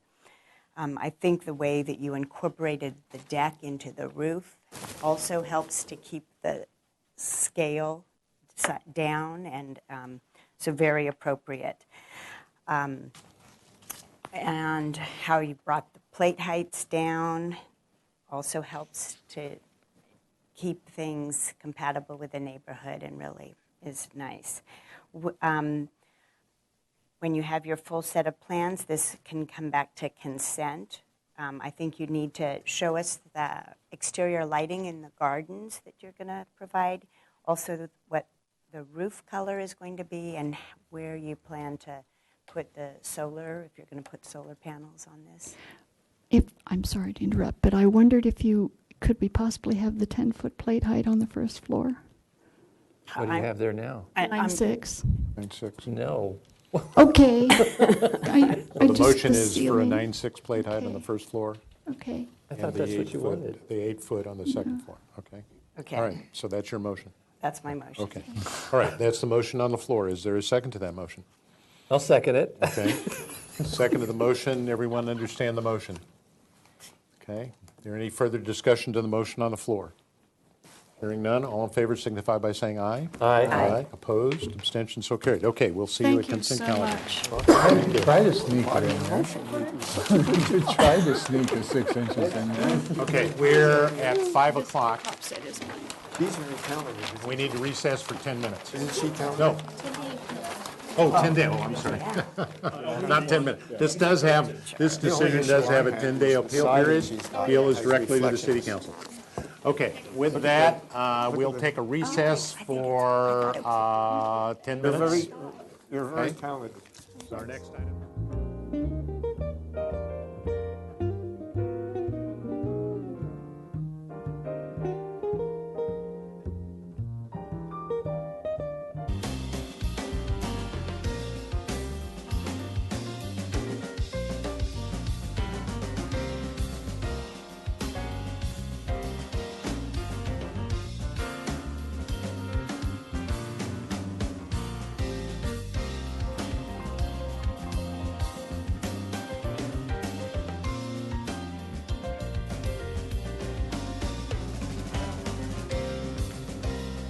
Ground floor additions to an existing one-story, 1,996 square foot single-family dwelling with an attached 551 square foot two-car garage. The project includes a new 191 square foot terrace, a 271 square foot wood deck to replace an existing deck, proposed total of 2,885 square feet of development on a 16,727 square foot parcel in the Hillside Design District, is 66% of the guideline maximum floor to lot area ratio. This project will address violations in Zoning Information Report ZIR 2018-00399. This is here for comments only. There's still a staff review that has to occur. So if you could share with us what you're doing, please. All right. The existing house was built and designed in the early 80s, late 70s, I should say, and old Spanish style architecture, lots of arches, and some verandas that really don't cater to use of any kind. The new owners and also the garage didn't have any entrance into the house via the interior, so we had to go to the exterior and come up this covered patio to get to the entryway. What we're proposing on doing is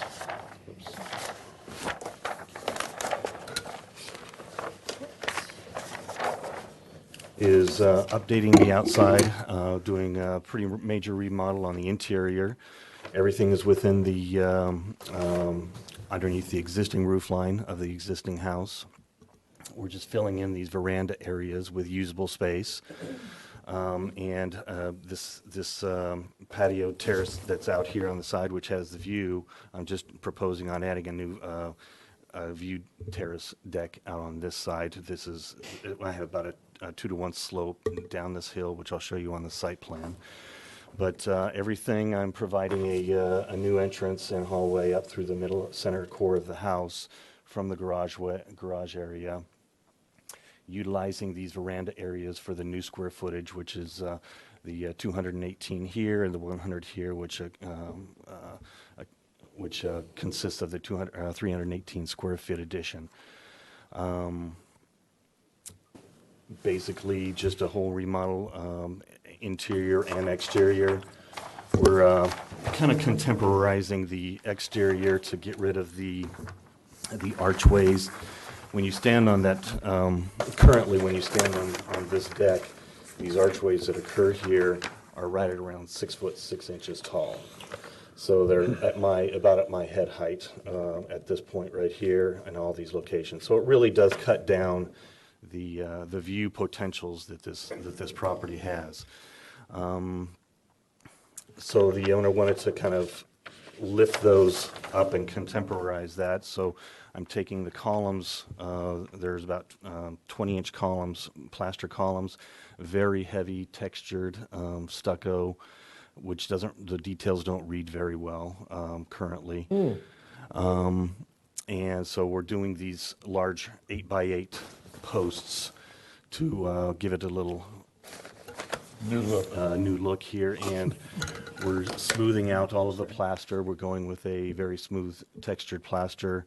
I'm adding some elements of wood around in various spots around the property and around the building, just to contemporize it. We're looking at, like a grayish shades of most of these, a light grayish shade of the stucco with maybe like a light whitewash gray on the horizontal woods elements. The current railing that's there, which is wrought iron, doesn't meet code, obviously. It's a 36-inch, so I have to raise it up as well, which would have to even maintain that. So that's why this is all lifting up and getting the view corridor to hopefully maintain or help get this view, which is ocean view from up on the hill in the mesa. As you can see, all these arches everywhere, and this area just basically faces a courtyard, which is north view. There's no real sun, which is why I'm proposing these additions on the interior area. This is really just car land, basically, right there. Yeah. The hillsides here are, current landscaping is going to be just thinned out and cleaned up a little bit. We're not really proposing a whole lot of changes as far as the landscape goes. Again, we're just kind of cleaning things up there. It's just very overcrowded in a lot of spots around the property.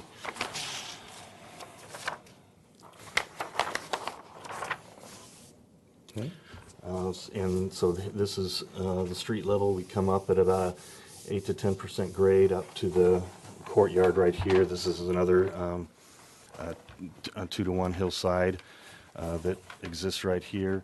This area was just informed that it's an existing deck that's on the back in the side yard setback. It needs to be lowered in order to be, we're proposing on tearing this out and replacing it, but we're going to lower it down so it's within regulations of being in the setback, which is below 10 inches above existing grade. All this is existing, these stairways that come up.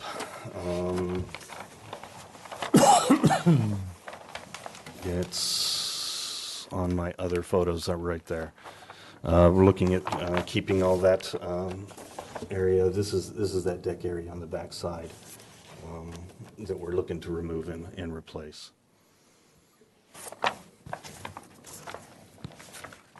And that is pretty much what we're looking to do. The roof structure, the roof is going to remain exactly the same. We're not proposing any second-story additions or any raising of the plate lines on anything. It's an 8-foot plate everywhere throughout the house.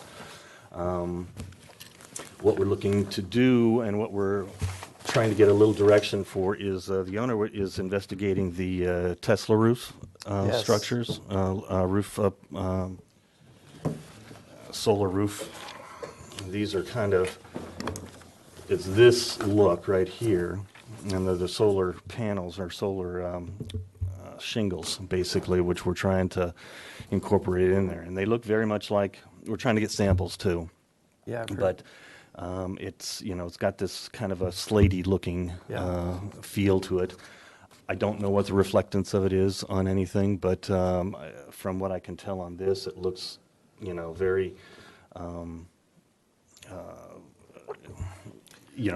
capable to be fitting in with anything that we have around Santa Barbara. Yeah. A lot of that relies on availability, of course. The other alternatives would be like a asphalt shingle of a grayish tones is what we're looking at if this is not available, and then placement of solar panels. So this would be our first direction we'd like to go. This kind of slate looking finish on it. Again, that depends on availability. So that's kind of where I'm going with all of this. I would welcome any comments that you have. Okay. Thank you. All right. Is there anyone in the audience wishing to address this project? David, did we get any written comment? No, we did not. Okay. Then let's bring it back to the board for questions. Who has questions? Yeah, I have a question regarding the Tesla. How much do you know about that? I know I've heard Elon Musk talk. He's interesting because he says he hates solar panels. He thinks they look really ugly, and he loves traditional architecture. So he's trying to develop tiles to become solar, and I'm just curious. Well, they say they're about the things that I've read is about $21 per square foot on this. Yeah. There's a combination of solar and non-solar tiles. Yeah. They look they're very, very similar. In order to, I believe, get to what you need it's a percentage. I think it's around a third of the tiles need to be solar rated versus the non-solar rated in order for the efficiencies. And that number varies, obviously, with your demands. But it's not the entire roof that's all solar. It's portions of the roof, which are the most exposed, which would be here and this side over here. There haven't been many done in the area, or in California for sure. But we are looking at and interested in seeing what can be accomplished with that here in this town to kind of alleviate from the solar panel look on the roof. That's great. I look forward to hearing more about that. As long as they have a delivery method better than Model 3. David, a technical question. If this applicant ultimately proposes this type of solar system, how does it work under the state law which prohibits us reviewing solar panels per se? I know we've been told that we can dictate the color of the frame of the solar panels, but that's pretty much it. Has anybody explored what's the answer No, this for is that certainly yet? the first application that I've come across or have knowledge of using this type of material and technology. So I don't have an answer for you I at don't this even point in think there time. is a policy. It'll be something for I staff to get back to on. Would ask staff to review that, obviously, because today we can't take an action anyway. So if you could get that to whoever at staff to give us some guidance about ultimately how we might have to deal with this when this applicant returns, that would be most helpful. Thank you. Okay, other questions? Yes, I have a Jonathan. question on page A3, proposed south exterior elevation. Where it looks like doors to me. There are a series of, I guess, five of them. Under your deck there. This is just wood paneling with gaps for ventilation underneath the. Oh, is that all it is? There, Okay, yeah. thank you. Yeah, it's just to kind of make sure that I can hide the framing, and because you are coming up the driveway, looking up at this as you're approaching the house, and you can kind of see. I just want to make sure I didn't want to do an understory of try to put some plantings there that were going to die that didn't get enough sun on that edge. It looks like an add-on. Okay, well. Wait. Okay. Questions only. Questions. Okay. Get it confused. Okay, no, I'm going to turn it into a question. Okay. Don't you think it looks like an add-on to you? This? Yes. I mean, you're changing the whole style, you're completely changing the whole style of the house. Mm-hmm. Totally. You're taking all those arches out, all those big columns, everything, and you're adding all that space, well, not to the front of the house, but to the back of the house, all those veranda areas. But then you're adding this deck, which is 18, if I'm reading right, is 18 inches lower than the floor of the house. So you have to step down onto it. That was to create from these rooms so you could look over the railing, to get the railing that's at 42 inches down below your view level when you're sitting down in the dining And room. I'll save my comments till comments. So just to follow up as a question, so the finished floor line is here. Is right there, correct. Okay, So, And we come down 18 inches. so this from is that. finished floor line. Okay, and then you're going to come down, so in plan, you have a set of steps. What does that look like?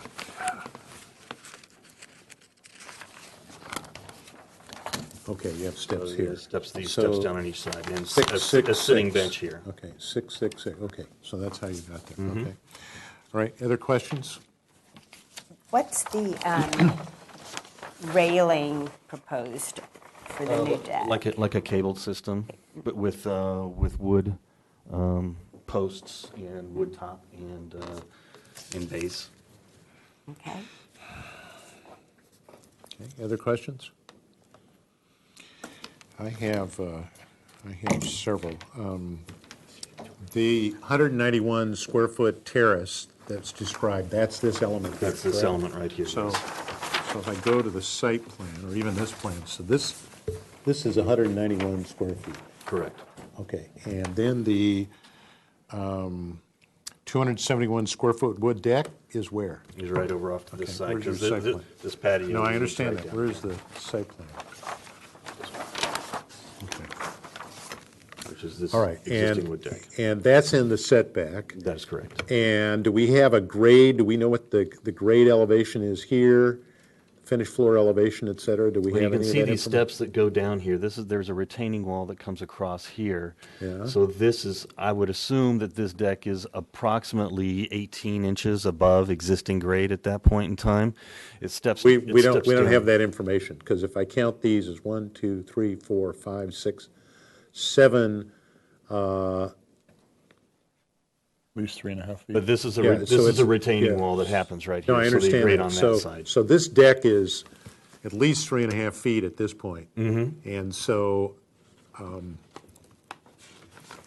okay, I'm going to I can reserve kind of it. show you where that's. No, I saw it from the street, Yeah. standing out at the street. It sticks up there, so I'll Yeah. save it for comments. Okay. And then, just to be clear, on the front on the street elevation, which is on your elevations here, The street these are elevation. all new windows. All new doors and windows. All new throughout. doors and windows. Yes. Okay, and then you have something here. What is that? I was looking at doing a little tile edge just to kind of create a little thickness on there. Whatever the. So that's the tile, wet this is stone- stucco, that's stone. stucco. That's That's correct. the wood column you talked about. That is correct. Okay. And then, you don't have any landscape plan yet, right? No, I do not. Okay. And then. I'm really not proposing much landscape changes, just thinning it out and Well, cleaning it up. that'll be something that we'll determine. Okay. What you'll need to have. Let's see. You had, back on elevations. So here you're saying garage door of metal and opaque glass. With opaque glass, yes. More contemporized it. And then another question, are you in a high fire zone? Do you know? Inland coastal, yes. We are in a general area that has. Okay. Then, okay, I got that.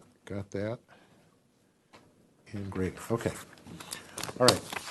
Other questions? Okay, if not, let's go to comments. Who has comments? Yeah, Mr. Chair, I was looking at it, the style of the house is turn on your, the style of the house is Spanish Mediterranean, but very bad. It's an example of Spanish Mediterranean. Mhm. So I think what you're doing is appropriate. And it's also kind of the style of the other homes surrounding it as well. So you're well in the context of the pre-existing neighborhood. So I can support the style. I think the floor plan is a lot more efficient, what you've done. So that's really well done. I kind of disagree with Joe about the back deck. I think that's a great solution, and I think with proper landscaping, that would be very attractive. So Front deck. The front deck. The front deck, I'm sorry. So I think that could be kind of a fun thing to see with the landscaping. And I think we'll probably not support this to being a completely opaque garage door. Probably would, maybe the top row of windows. But at this point, I could support the project. Okay, other comments? Yeah, let's go to the elevation again. Okay.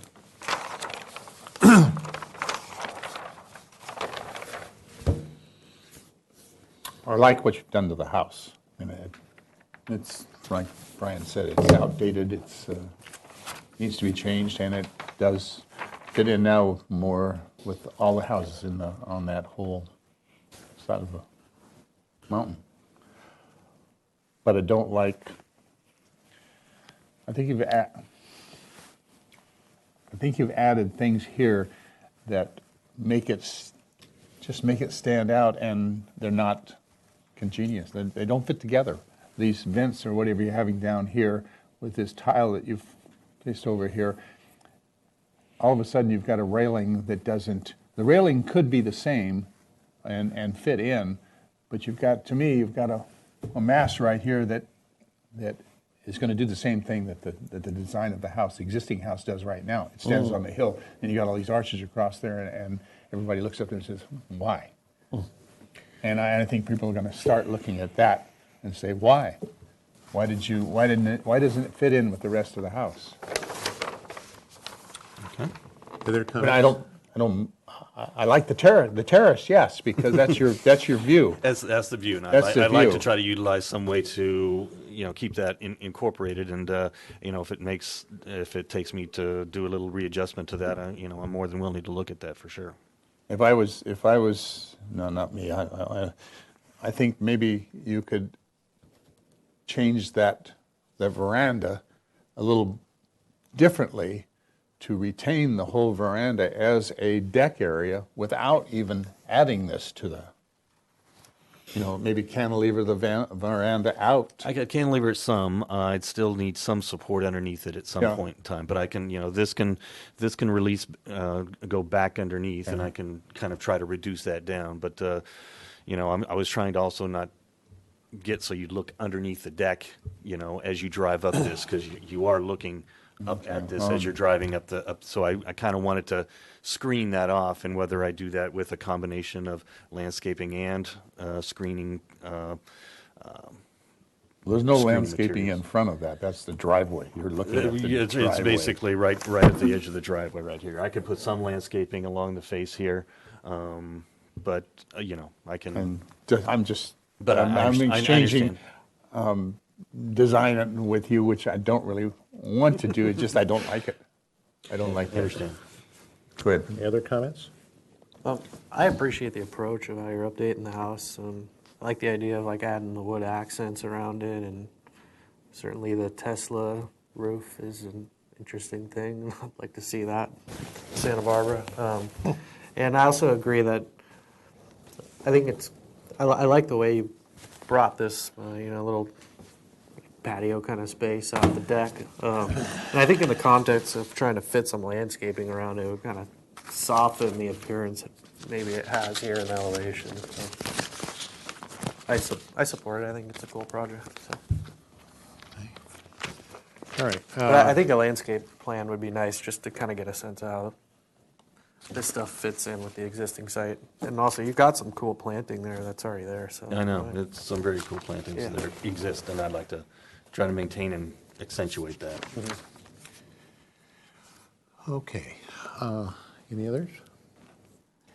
Okay, I'm gonna start with the site plan. My initial response was I didn't think I could be supportive of, when I was looking at the site plan, this little piece of terrace at all, but now I understand what you're doing.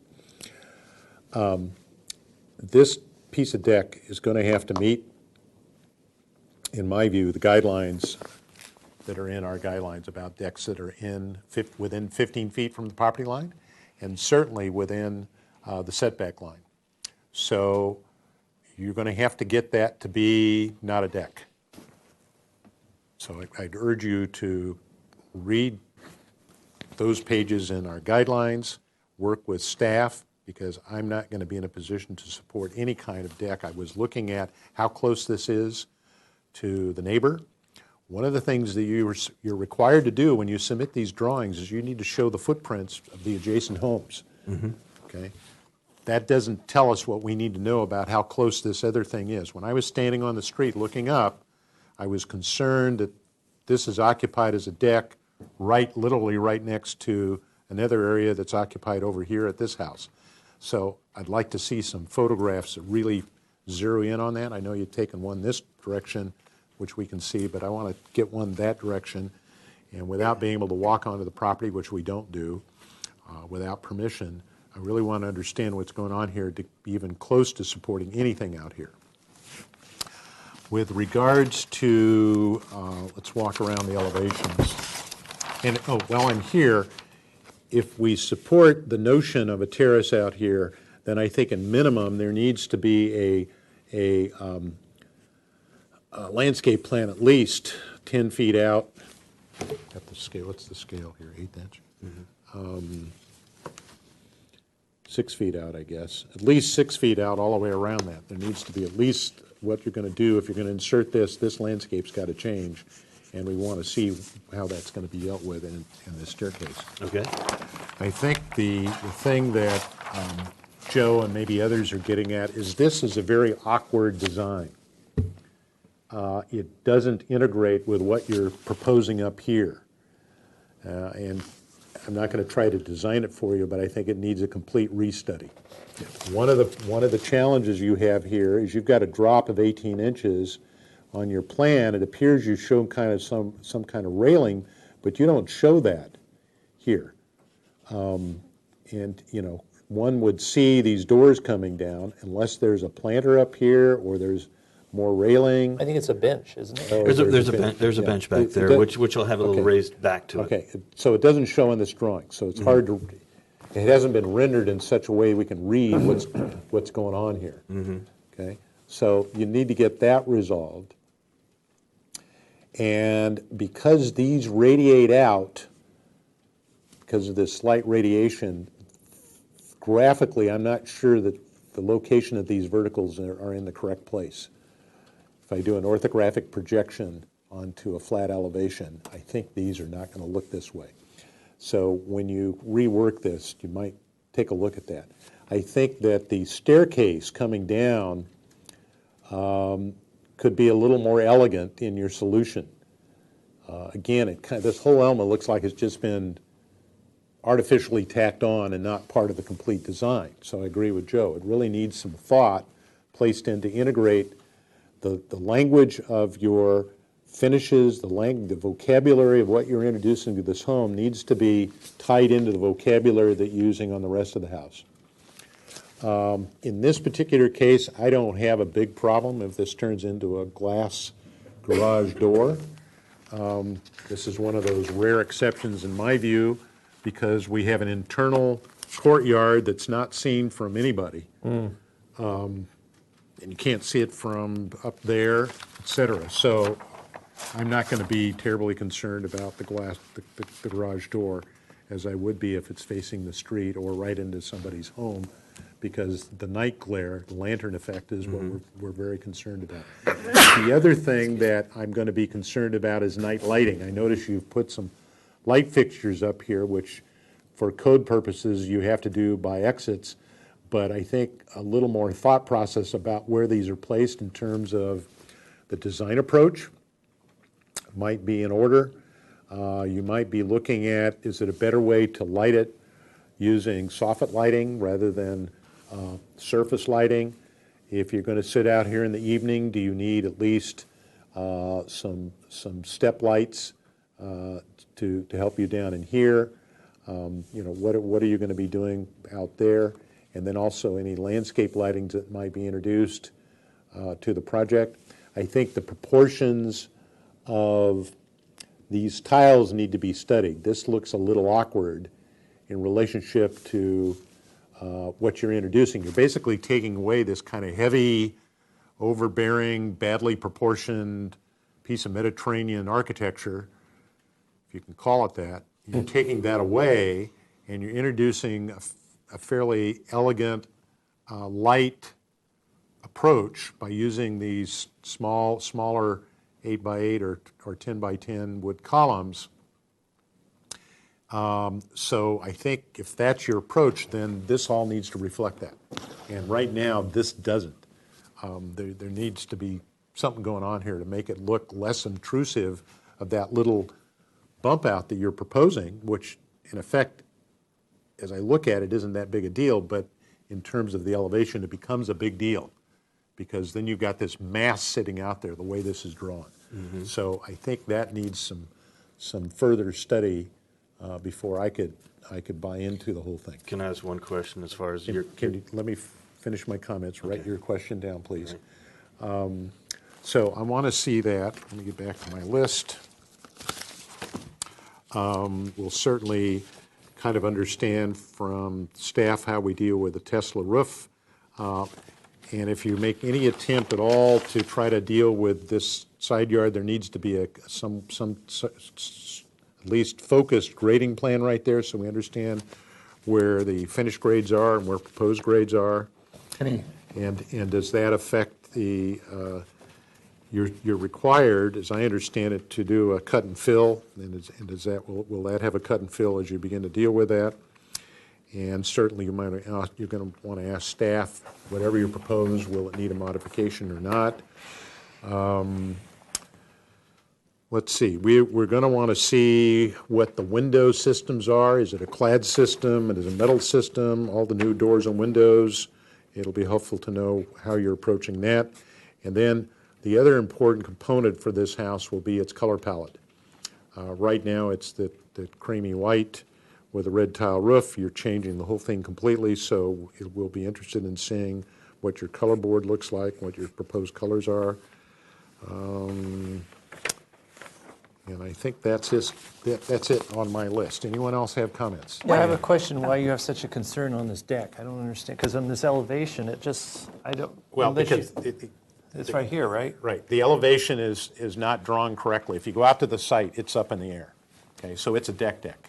So that needs to get sorted out. What's the difference between it? Can he have a patio there? He can have a patio there, but he's got to get the grading. There's nothing in here that shows it. Yeah. Right now, it looks like a deck. I looked at it too, and that rope, handrail that goes up is The point high. is, he needs to get enough information on this drawing to get it sorted out. It's either going to comply and can remain there, or it doesn't, and we'll have to address it. So you're But right saying now, that- there's not enough information to tell us. This is not drawn correctly? It's not drawn. Oh. The way the grade really is out there. Now, there is a retaining wall. It may be drawn at that point, at that section, but there's not enough information to tell us the story here. So we need more information. So, I'm Fred, not saying it's. let me ask, is this the west elevation that we're looking at here, this corner that's, Yeah, that's that where we're, Yes. the southwest corner? Okay. We just need more information. I'm not saying Right. it's right or wrong, if there's not enough information there for us to make a Yeah. decision. One of the thoughts maybe in the front is using stone. I don't know how much your budget your client has, but natural sandstone, Santa Barbara sandstone. Mm-hmm. That would be kind of cool. Yeah, well, because you have a little tiny section of that stone And veneer they're stone here. it has 2 entry pilasters and some stone detailing down around the Play off of entry that. wall. That So might I was thinking about doing a little bit of that too. Yeah. I just, I just wanted to get some direction from Yeah. you guys as well as I to guess they're what saying you this were looks concerned strange. with. I got that. Everybody's coming up with I'll reiterate what I've already said. I think it's an add-on. Mm-hmm. It's an add-on, and Fred, you really described a lot of the thoughts I had that I didn't know how to say. Okay. But it needs to be rethought, that whole deck, that whole 191 square feet of deck. Yeah, they are. Yes. Even yes, you need something up there. But like I said before, a cantilever, it doesn't have to be right there. See, I think cantilever would look weird. No, I don't think so. Well, Let him design it. Let him go out and figure it out, okay? come back with something. Okay. Any other comments besides he needs to study more on the thing? Yeah, no. Bring us a Tesla deck. I like everything. I like everything else. I like what you've All used right. for this back, and it's so. Okay. And the change. You had a comment you needed to ask us. Because Harbor Hills is down here and you're looking up at this whole facade up here. Yes. You'd mentioned soffit lights. I was kind of steering away from the soffit lights because I didn't know how Okay, you felt about that's- staring up into those. Okay, but, that's you know, perfectly- they would be recessed, but That's perfectly fine. I'm urging you to pay attention to how it's laid out. And that the light fixtures are not just arbitrary placement. Right. Without some thought process. yes. Okay. All right. Anything else?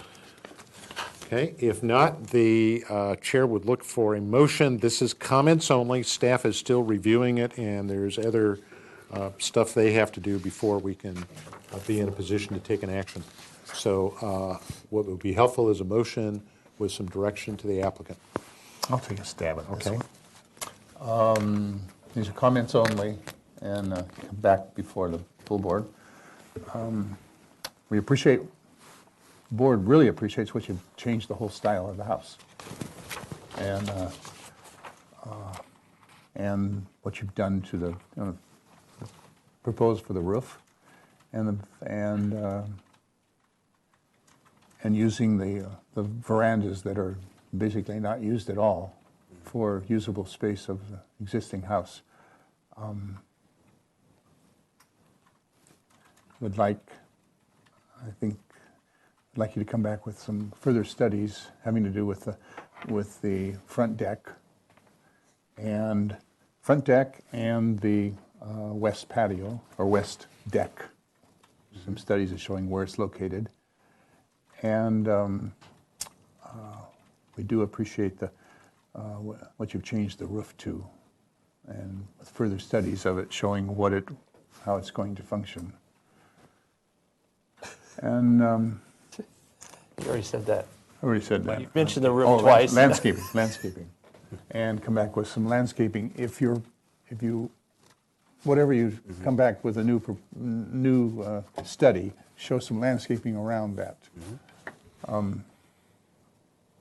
This would be a really nice. It's a nice job to have fun with.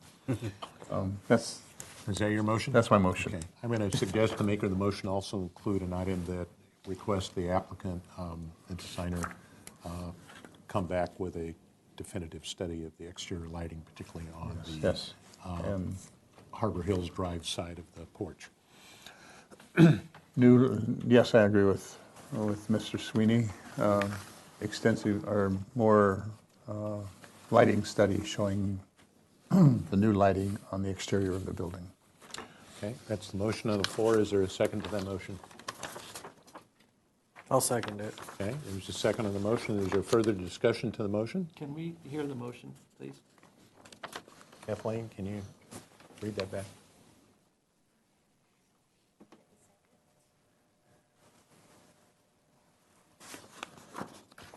Appreciates the change style of the house, the roof proposal, and the veranda. The provide front deck and patio details, provide a landscape plan, provide a lighting study of the exterior and details. So did you want a complete landscape plan? Or Yeah, just a- I was just landscape plan. Is that Wanted is a that landscape plan Not a around the complete, front. doesn't, Yeah. not a full landscape One? plan, just a 6 accented feet. one? just that area 6 feet out from whatever out from the there. proposed. 6 feet up from the front area where the new Yeah. front landing is.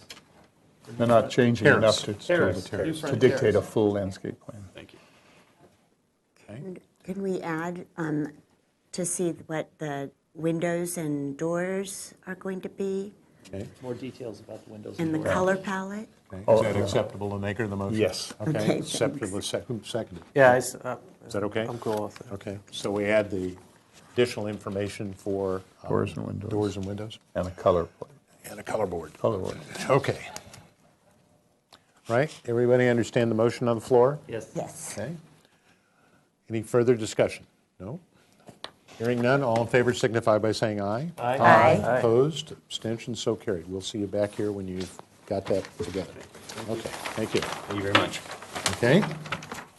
All right, Take the extra we're set. at 10 minutes to You 6, can and take our the next extra item is set if you want scheduled it, or we'll for recycle it.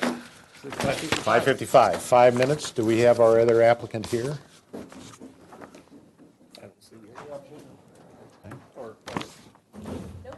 Are you here? No? Okay. Then we'll recess until the applicant returns. I will be stepping down from this item, which is 2414 Santa Barbara Street.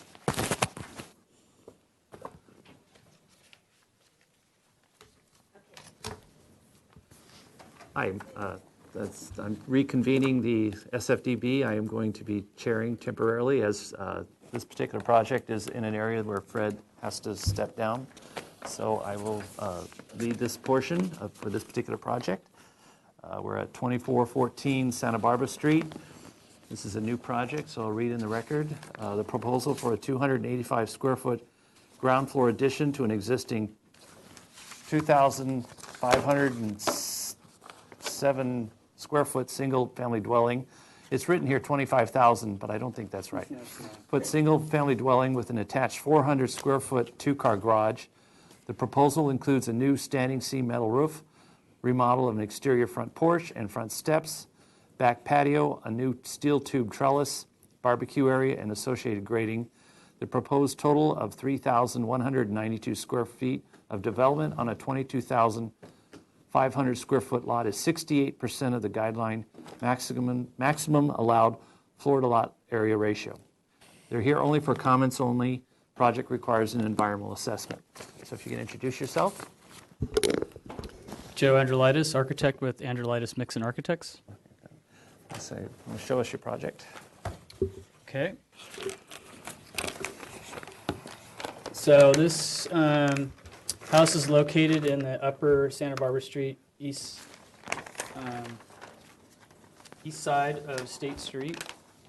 And I have some actually more photos here to show you just to get you familiar with the neighborhood. These are some homes adjacent to the residence on either side. And then these are homes across the street. This is the existing house. And the reason the photo is so close is because the house has very large elm trees, and if you look at it from the street, you can hardly see it. So it's hard to take a photo of the front elevation, actually. Back elevation showing the backyard before they'd made some improvements previously. Here's the backyard now with an outdoor fireplace, a new pool, and a sport court that was done last year. And then these are a couple houses up the street that have recently been remodeled, just to give you an idea of what's been happening in the neighborhood. These aren't the greatest remodels, but just showing you kind of the flavor of the architecture surrounding this location. And then here's another one, recent remodel, kind of more contemporary style. And this one I showed in because a lot of the houses on this side of the street moving towards the north are all pretty elevated from the street. So it seems to be a consistent pattern that happens as you move along on the north on Santa Barbara Street. So what we're proposing is a modest addition to the north, I guess that would be the northeast corner. Is that right? I'm upside down, so I may be wrong. Adding, not really adding a bedroom, but kind of shifting some of the bedrooms and adding a TV room and expanding the living space and the kitchen area and the dining area into one large area. This is showing the existing improvements that were done last year. So we're not proposing anything here. Here's the outdoor fireplace. This would be a proposed barbecue area. This would be the trellis location. We are doing some grading in the front here, as you can see from the front elevation. The house is situated pretty high on the property, and there's no real connection to the sidewalk other than walking up the driveway and sneaking in the stair off to the left here. So what we're proposing is carving out a lot of the grade here on this side of the lot and then introducing just a straight shot stair. We're trying to break up the stairs to minimize the amount of railings we may need there. and then doing a sloping walk on the east side along here to alleviate some concerns about bringing trash down and other equipment that they may need in the future. So this is kind of ramped up with the grade.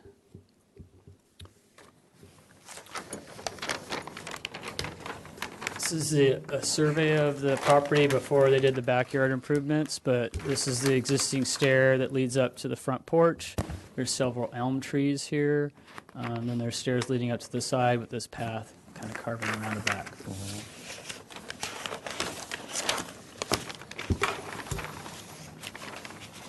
Here's a proposed demo plan. As you can see, there's a pretty extent of demolition occurring to reconfigure the existing residence. One of the things we're proposing is relocating the fireplace from the south elevation to the west side to open up some air and light into the living space. Here's the proposed floor plan. We'd like to extend the porch out towards the street, make a bit bigger seating area. This is the extension of the addition here on the south side or the north side. We're moving there's two big bay windows that are being removed. This is a bedroom from one of their for their daughter. This is for their son. This would be their master bedroom, which pretty much remains as is configuration, except for a expanded bathroom configuration for their master bath. Living space pretty much stays in the same area. Dining room shifts. Currently the kitchen's here. We're shifting the kitchen to this side, opening up the back elevation with large bifold doors that are integrated into a window system. I don't know if you've seen the NanoWall system that has kind of an integrated door and window system. So really connect that interior space to the outdoor patio back here. Playroom / TV room. This is a smaller den office area, widen the entry area.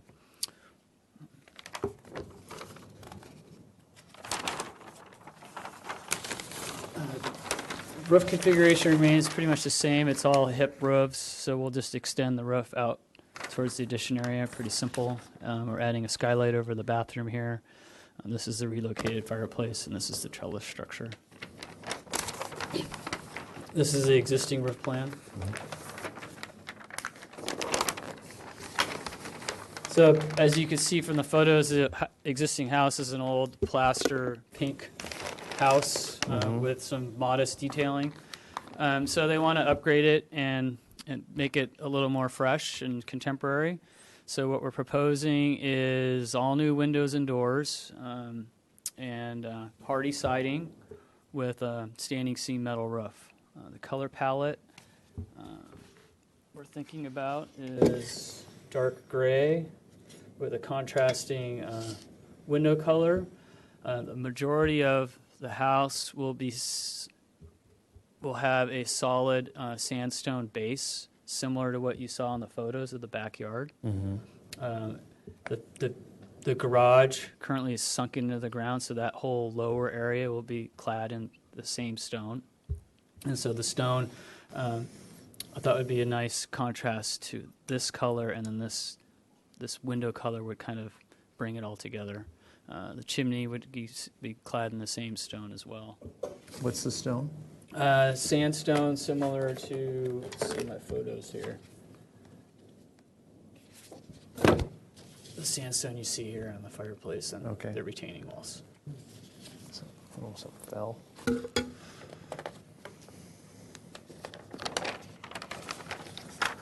Is the existing elevations showing the bay windows in the back, brick facade, chimney, shutters on the windows, all old steel windows, inefficient energy-wise. It's existing asphalt shingle roof. At the end, I have some renderings of what the residents possibly look like. This is showing how this area gets carved away with some lower retaining walls. Right now, these are about 3.5, 4 feet high, all the way around up to the garage. So we'd like to peel that all the way and get it sloping with the grades of these two stairs, and have a lower site wall here, carve out this side, to be level with the driveway. And then here's that ramp kind of progressing up and around the grade of the house. So here you can see the stone cladding on the garage door. The existing door that leads upstairs through the garage. The outdoor porch area. Probably look at like some transparent guardrail. Yeah. And Like a cable railing? Like a cable rail, yeah. And then we're showing the metal roof, the relocated fireplace. Here's the backyard with the trellis, some outdoor dining. This is kind of the backside of that fireplace with some seating shown. There's another view of that trellis area with the open doors. This would be the window side, and this would be the door side. Okay. This slider leading into the playroom, and a bathroom leading into, or door leading into the bathroom, which is going to help with the pool use. When people get out of the pool. Water element, possibly. We haven't really worked on some of the areas in the backyard, but that's pretty much the house in a nutshell. Okay, thank you. So with that presentation, is there anyone in the audience care to comment? Seeing no one in the audience, have we had any comments, any letters? None received. Okay, thank you. So I'll bring it back to the board for any questions. I have a question. Sure. Are you proposing this as a glass garage door? Yes. Opaque glass garage door? Yes. That faces the street? Yeah. Yes. Okay. Joe?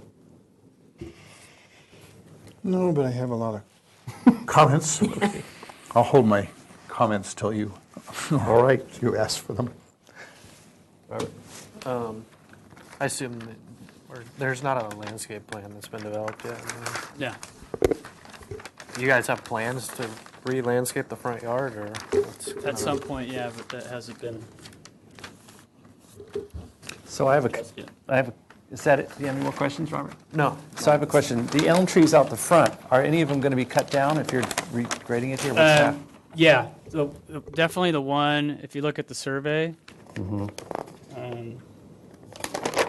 They have been thinned.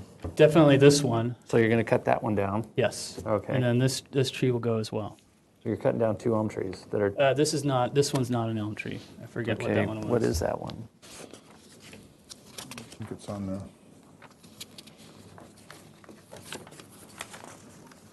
Oh, here. There, it would be right. Is it a magnolia? I think it's a magnolia A tree. mature yeah. magnolia tree? Okay.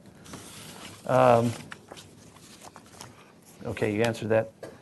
The window and doors, do you have a style in mind, or I want to get more information about that, I guess? They're just metal-clad doors and windows. Okay. Okay. Those are my questions. We'll go to comments. Joe. Okay.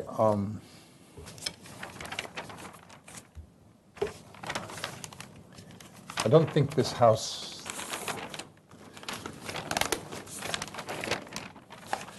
let's put it this way. I'm not going to support the metal clad roof or the glass doors for your garage doors. Neither one. And I know you'll come back and say, oh, across the street we've got the same thing. Well, I was just up there today, and I looked at the metal clad across the street, and that roof is rather... It could dictate a metal clad roof, but this one does not. This one all of a sudden takes off a roof that's very similar to the whole neighborhood, and you put a metal clad roof on just because that's what you wanted to do. And I don't think the neighborhood does not call for any more metal clad roofs in the area. And down the street, and up the street, four doors is a garage door with glass, and I think, tell me if I'm wrong, we're trying to get rid of that. And so we're not going to allow in the Upper East Side, because of neighborhood compatibility. At this time, it may happen 30 or 40 years from now, but no, not a metal-clad garage door, because we're changing the whole architecture of the Upper East, and that doesn't fit with our neighborhood compatibility. Not my opinion, but the neighborhood compatibility, and it just doesn't fit. And I think the roof has just been put there because for different reasons, but it doesn't dictate a metal-clad roof. It dictates a roof that's compatible with everybody else's in the neighborhood. And I like what you've done.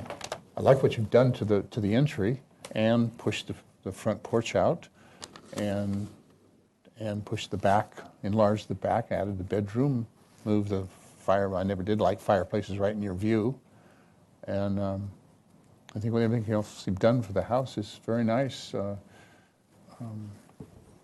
Colors. That's somebody's objective. That's objective. I forgot how to call it. That's the architect's prerogative of what color he wants to paint the palette. That's all I have to say. So I just have a couple of comments. I think the design of the house is, your floor plan and things like that are really nice, and I think it's going to make it very livable. But I think your finishes on the house just do not go with the neighborhood at all. And I think if you change the finishes, the siding, the roof, the garage door, you can make this still work with your basic floor plan where it will fit in with the neighborhood. This is a really traditional area, and I know there are a couple that are more modern, but I'm not supportive of the roof, the glass doors, and some of the finishes that you're using in here. Robert, any?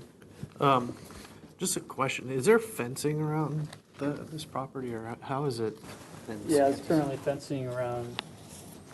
You can see it in this photo. Oh, okay. You can see they planted a hedge around the whole perimeter as well. Oh, the backyard looks really nice, actually. Yeah. Look at the photographs. So I appreciate the way you've adjusted the layout of the house. I think it's a bunch of big improvements in terms of, like Jan was saying, the livability of the house, like moving the fireplace, and the whole nano-wall system seems really nice with fitting in with your existing landscape. I like the idea of the stone around the base of the house. I think that's cool. I think it's some bold moves with the colors that you're doing, and personally, I think they're kind of cool, but I can understand the comments about the compatibility with the neighborhood, so I'm kind of mixed on that. I'd like to see a landscape plan for the front yard, and I agree with the comment that the garage door probably should not be entirely glass. I think you could probably have the top set of panels as glass. Seems to be an appropriate compromise that the board usually accepts. So, I don't know, it's an aggressive move, the colors and the metal roof, and so I personally don't have a big problem with it, but I understand it's not really fitting with the context of the neighborhood, so.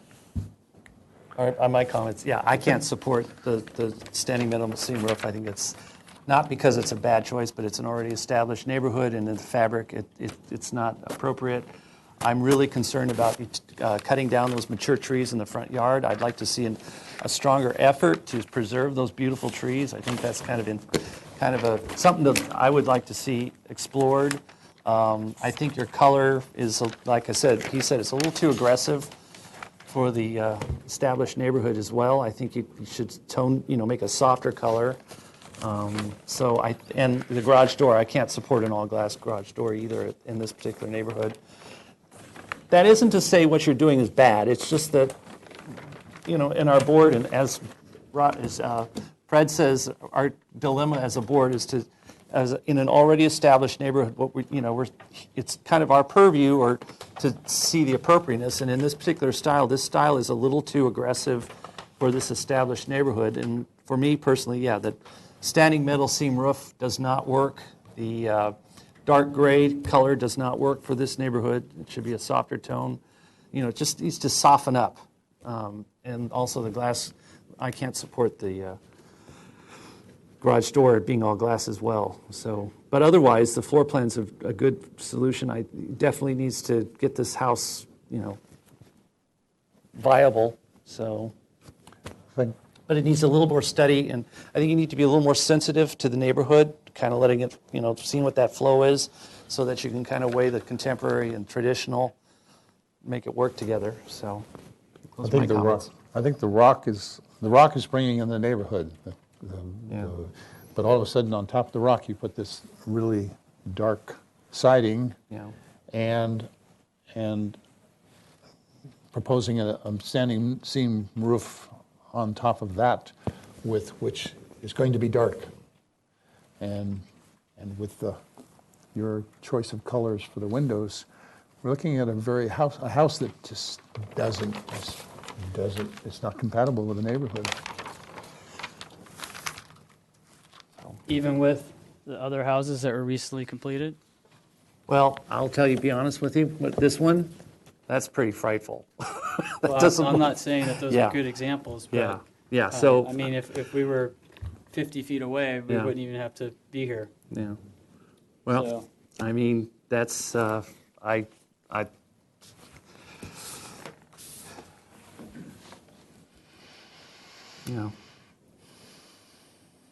Anyway. I mean, Yeah. like I said, these aren't great examples. I think ours is much more refined and it's going to be much more successful. But Yeah, but it's not compatible. It's too much of a statement. You're making a really loud statement, and that's I think it's just not. It's just too aggressive. I believe That's a big statement right there. That's just not. It's that. With a metal roof on it, which it's- we're trying because of the compatibility of neighborhood. That color of a siding in this neighborhood is going to stand out above and beyond your two houses across the street. You need more study on this house. Okay. So, anyway, if someone could craft a motion.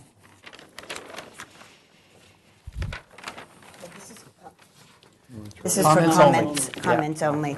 Yeah. So I can make this motion that we think your design and floor plan is really a nice, livable design. But the standing seam metal roof, the color scheme, your palette, and the glass garage doors are not compatible with the neighborhood. So I think just you need to go back and study this neighborhood a little more. This is a traditional area. I mean, people want to be here in Santa Barbara for a reason. You don't want to be in Newport Beach where everything looks modern and things like that. There's charm to this city, and we want to keep it that way. So I think you need to study your finishes and come back to the full board with a landscape plan and try to see what you can do to preserve your trees. Yeah, I was only showing one tree being removed. Okay. So All right. You Well, can see how big those elm trees are. So I think one's going to. Okay. See that with the full landscape plan. That's my motion. All right. Do we have a second? I'll second it. All right. All those in favor say aye. Aye. Aye. Opposed? Abstentions? All right. The motion carries. They're right next to each other. Good luck. These ones? Yeah, these are down, the 2 doors down, and these are the 2 doors up. They're all 4 right there. 1, 2, 3, 4. All right. Thank you. Uh-huh. And that one's not going to stay.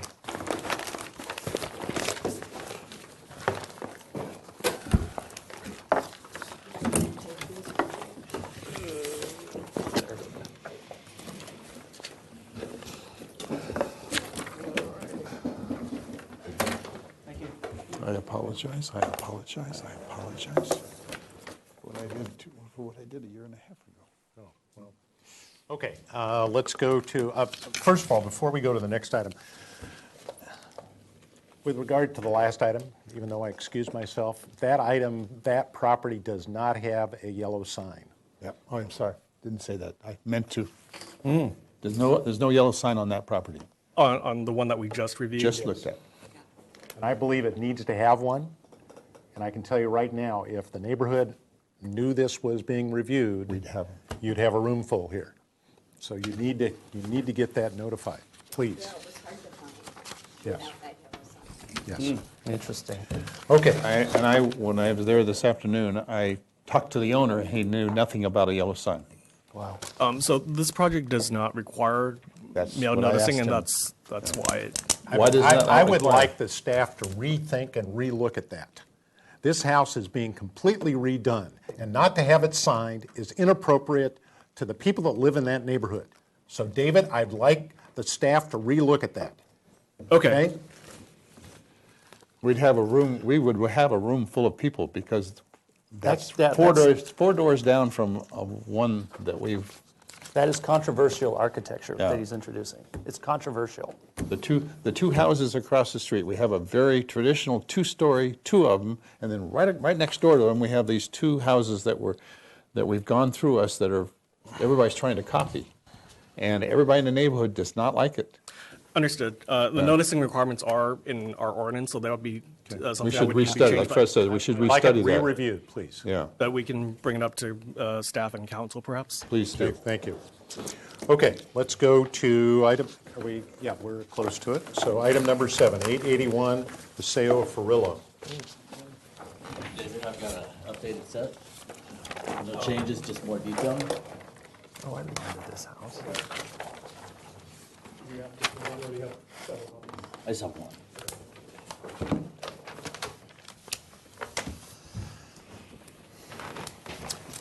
Welcome, if you could introduce yourselves, please.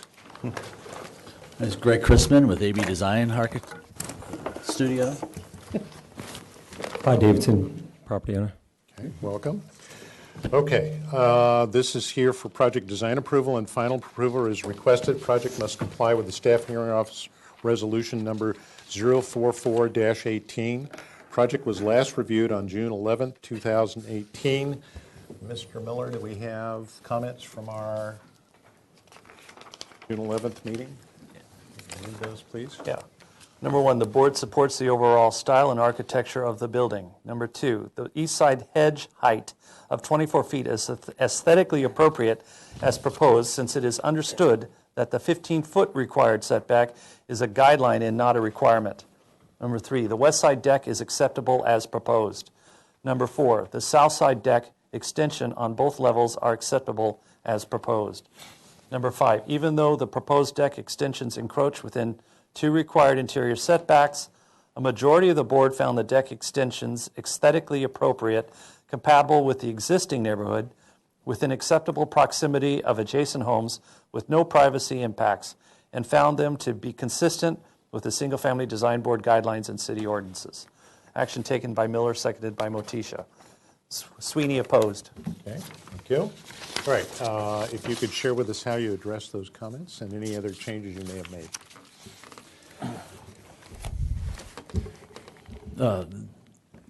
The scope of this project is to change the exterior cladding, replace all windows and doors, and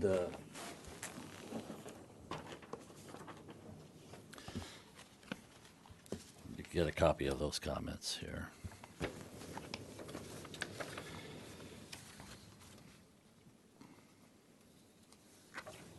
So the east side hedge was one of the modifications that we saw this the staff hearing officer for, and it was approved for the height of the hedge. That's on this side? Yes. Yes. We did a visit. The west side deck is acceptable as proposed, so we have a modification on for the deck on the west side. And south side deck extension on both levels are acceptable as proposed, so that's this deck here. Even though the proposed deck extensions encroach within the 2 required interior setbacks, the majority of the board found the deck extensions aesthetically appropriate, compatible with the existing neighborhood within acceptable proximity of the adjacent homes. The owner has letters from this neighbor and this neighbor and south, all in support of the decks being in the setback and the hedge height as well. And those were all approved by the staff hearing officer? They were all approved by the staff hearing officer, yes. And there's Our resolution letter is on this sheet and on TO3 as well. So as I was saying, the extent of this project is really just replacing of exterior finishes, doors and windows. We have a couple of added square footages which were part of our modifications. A little bit on the west side and this hatched area on the east side. And that's only on 2 floors, and it's less than 100 square feet.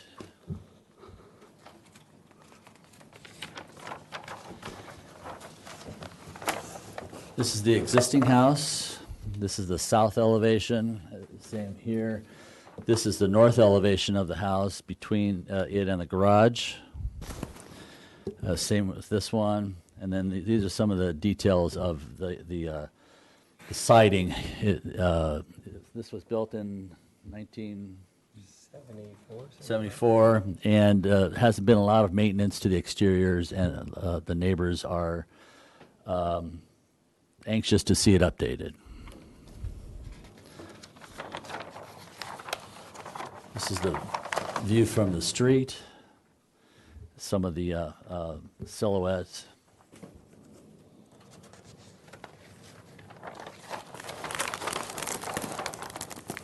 This is the first floor. This is a demo plan that we're showing. We have a demo permit already, and it's underway. And so this is what we're adjusting some of the bedrooms and the bathrooms inside. This is we're not adding any square footage on the first floor. We're just rearranging some of the rooms and enlarging some of the openings. This is the main level. This is where we're adding a deck to the south, adding a little bit of space to the dining room to make it more usable. We're adding a little bit of space into this powder room here to make it usable as well and make the entry. Right now, this wall kind of juts out to here, and it's hard to see the view. And so we're opening it up. We're pushing it back a little bit, and we're opening it up so the house has better views. And it has amazing views of Santa Barbara. And this is the top level, mostly the master bedroom suite. Again, we're just rearranging some of the spaces, adding some closets, keeping the windows pretty much as they are, changing one or two in the bathroom here. This has a balcony that looks out over, and it's open to below.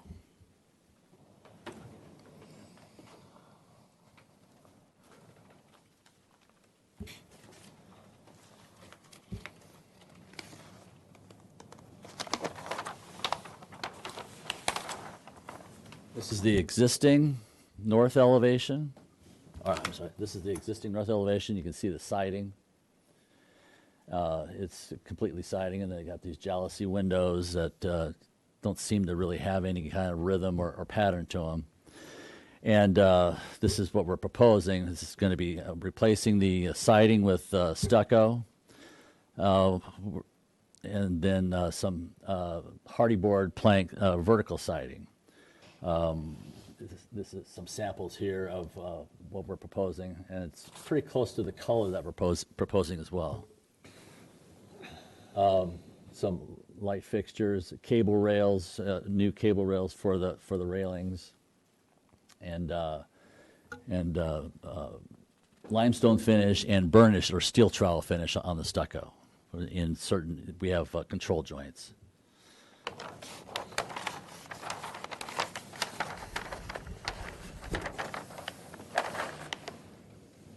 And the east elevation. This is the side facing where the hedge is on this side. This is mostly turning into stucco on this side. We're taking all the siding off and doing stucco on this side.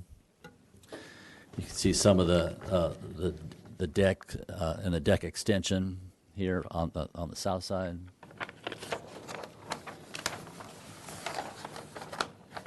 This is the elevation. It's probably getting the most updating and changing. We're making it actually usable. This is the deck extension, and then this opening we're making it usable, and that it opens up to the outside, and it has a couple of transom windows with a shading device, and I have a detail of that to help shade, because since it faces south, we needed something to shade the living room that's behind there. And then we're opening up, we're just modernizing the openings here. That these are now sliding doors that stick, and so we're making it more of a panel, a full Casement. Openable. bifolding. Yeah, bifolding. Yes. And then the west elevation.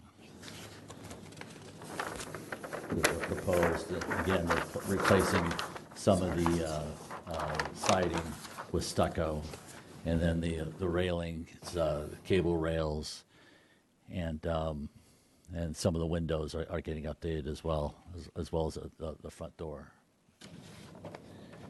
And this is, you've seen some of these pictures already, but the hardy plank siding. Then we have limestone finish for a plaster, and then we have kind of a best picture we could get for burnished, the steel trowel finish, more of a kind of a polished, and some of the panels will have that. And here's our color choices. This will be the stucco, and this is the siding.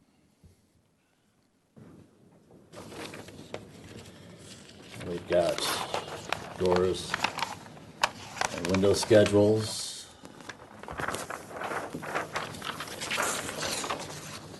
Lots of details. We have a head detail for the stucco.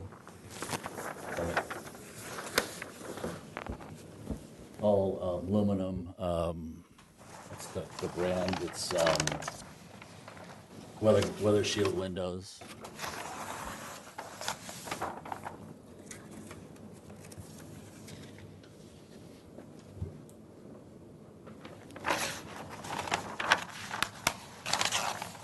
And this is a detail of the shading device on the living room. This is the deck extension, and we're creating a shading device. So this is the sun.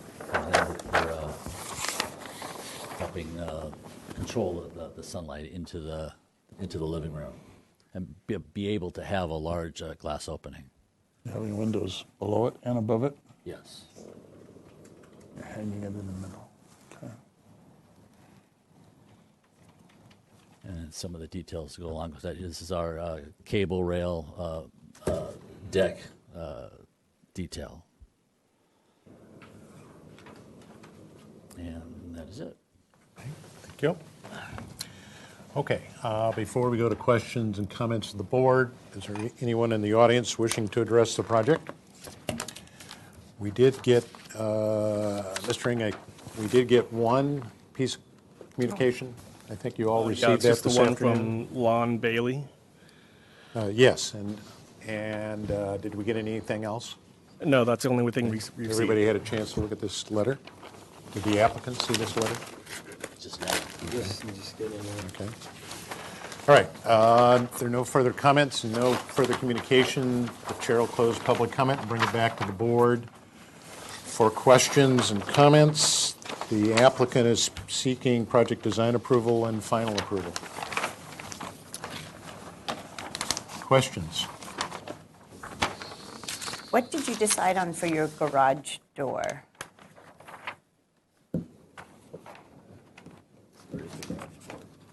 Oh, it's a separate building. Part of the other building. Yeah, it's part of another permit. We're not reviewing that today. Oh, okay. I didn't know that that wasn't part of the house.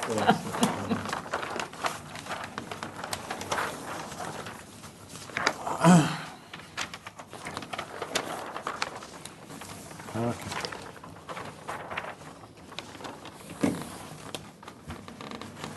Other questions? This your second story? Oh, yeah, it does, okay. The proposed sticks out, what, about a foot farther, the second story than the first story? Yeah, the existing house, second floor does. So that's cantilevered, well, it's cantilevered out there. The new deck is cantilevered out there. Yeah, well, no, actually, it's not. There are 3 posts coming out of the ground. Floor plan. Okay. There, okay. So this, it's hard for me to, because you, oh yeah, okay, 12 foot, 1'5", stuck out 1'5". What?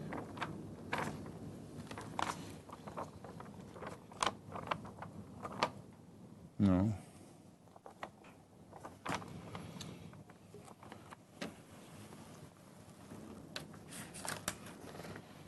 So you're looking at where it was?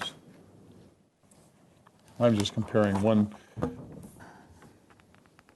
I'm looking at dimensions, I'm looking at, I looked at your window details and I just noticed that your windows, your second story window, clear story windows out of your living room that are stuck out farther than the first floor line, which. That's the way it is today. No, right here. Okay. So just look at this section on sheet 9.02. So still back there. Okay. So that's still the line where it is today. And you have columns out here. Okay, that's why I'm looking at cantilevered, I'm looking at structural wall, and I didn't see any. Got it, okay, thank you. Okay, other questions?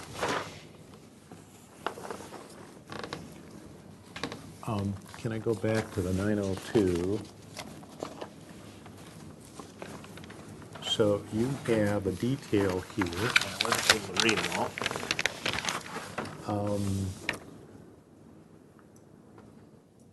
So that's a copper cap. So we're going to see a piece of copper edge here. And then this is It's either siding or stucco. stucco. Depending on the Okay, situation. and so the detail is there. And then, did we already go over what your roofing color was? The roof material? What is your roof We material? just discussed it at one time, and PVC, yeah.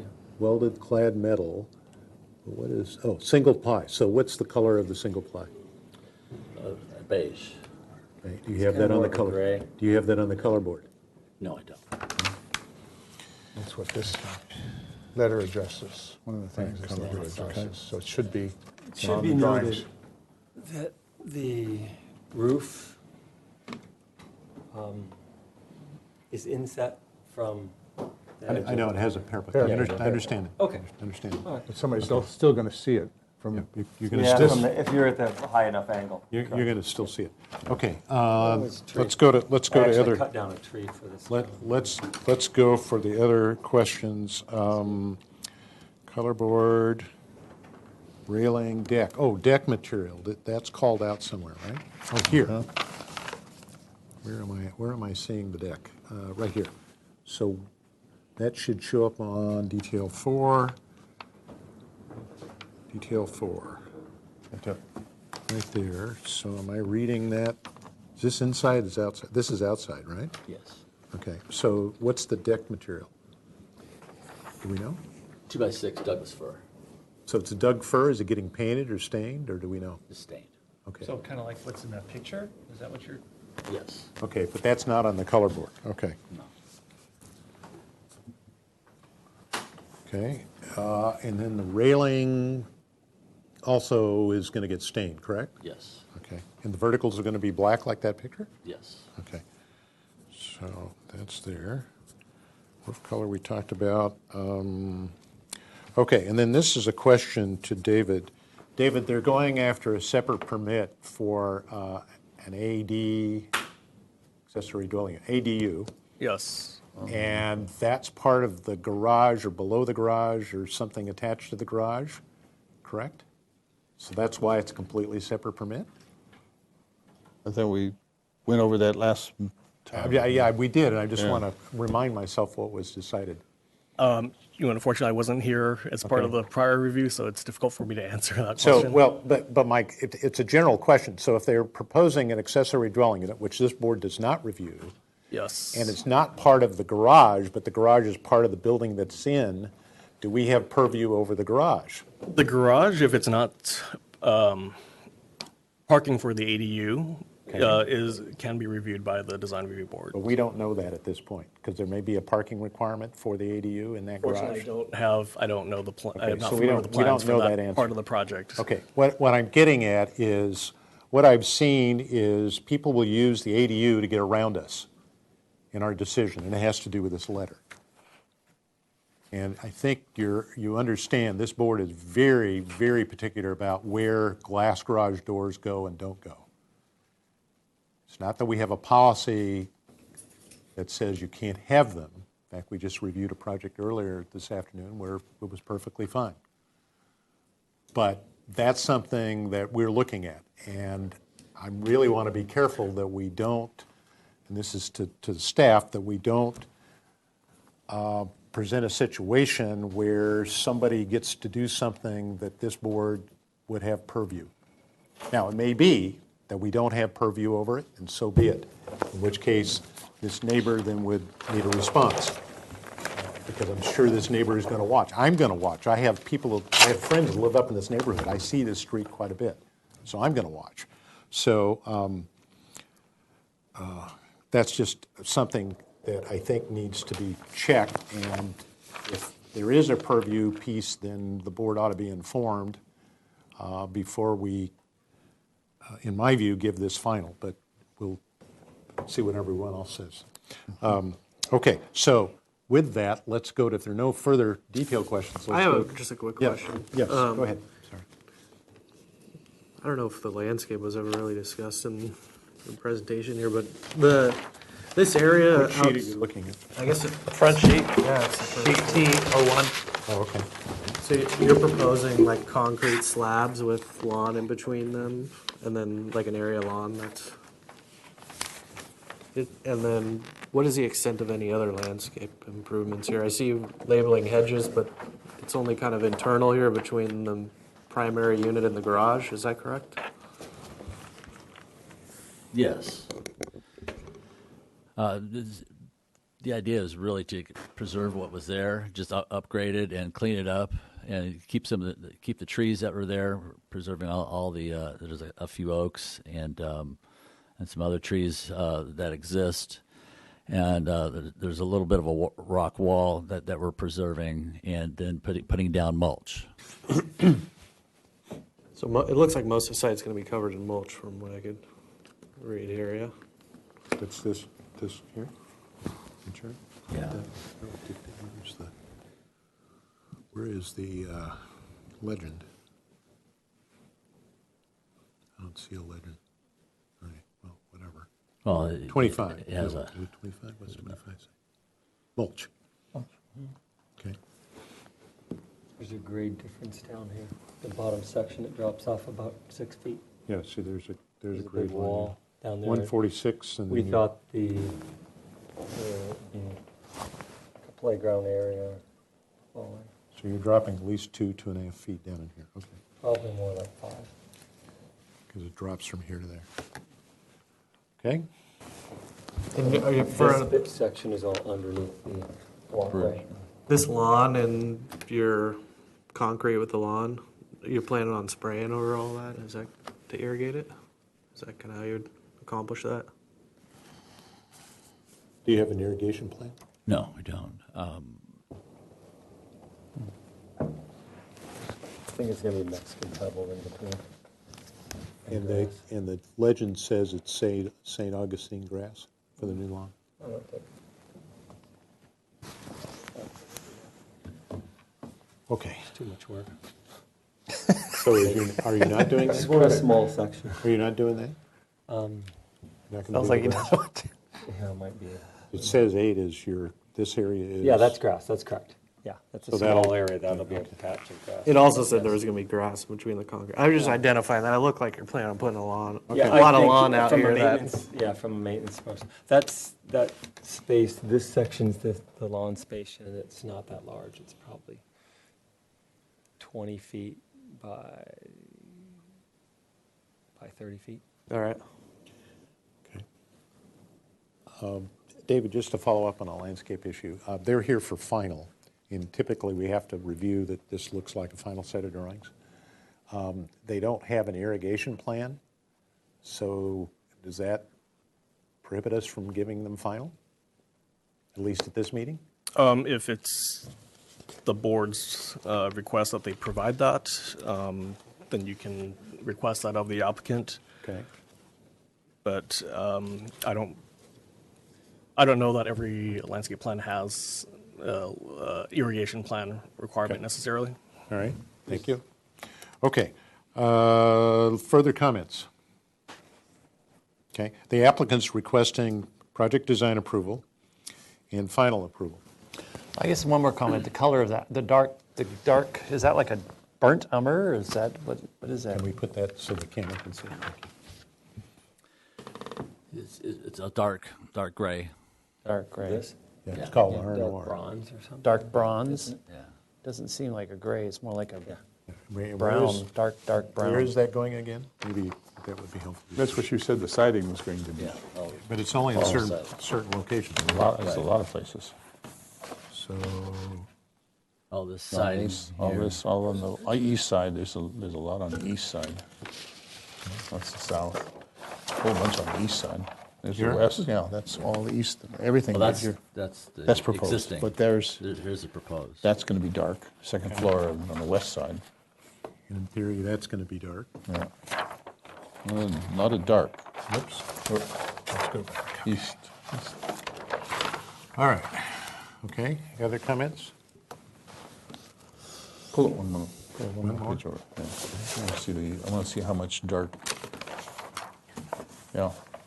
This is going to be This is, dark. this This is this is existing, This is going to be new. dark. this is and going to be the light. light, that light there. But that's what's dark. hidden by the trees. Yeah, Right, east and west are Okay. trees along Yeah. both sides. all right. See that color board? Yeah, wherever it went. Okay, who has other comments? Thank you. Okay, if no one else has comments, I will dive in. I'm going to be voting again no on this project because I'm still not supportive of the deck areas as presented. And so I don't think I should change my vote. So that'll be one of the reasons I'm voting no. The other reason is I'm voting no because of these dark colors as proposed. You see this house quite clearly as you come up Frillo Road, as you come up off of Milpa Street. The road goes up, makes a curve. You go straight up and you can see that house. I was there this afternoon, or before the meeting,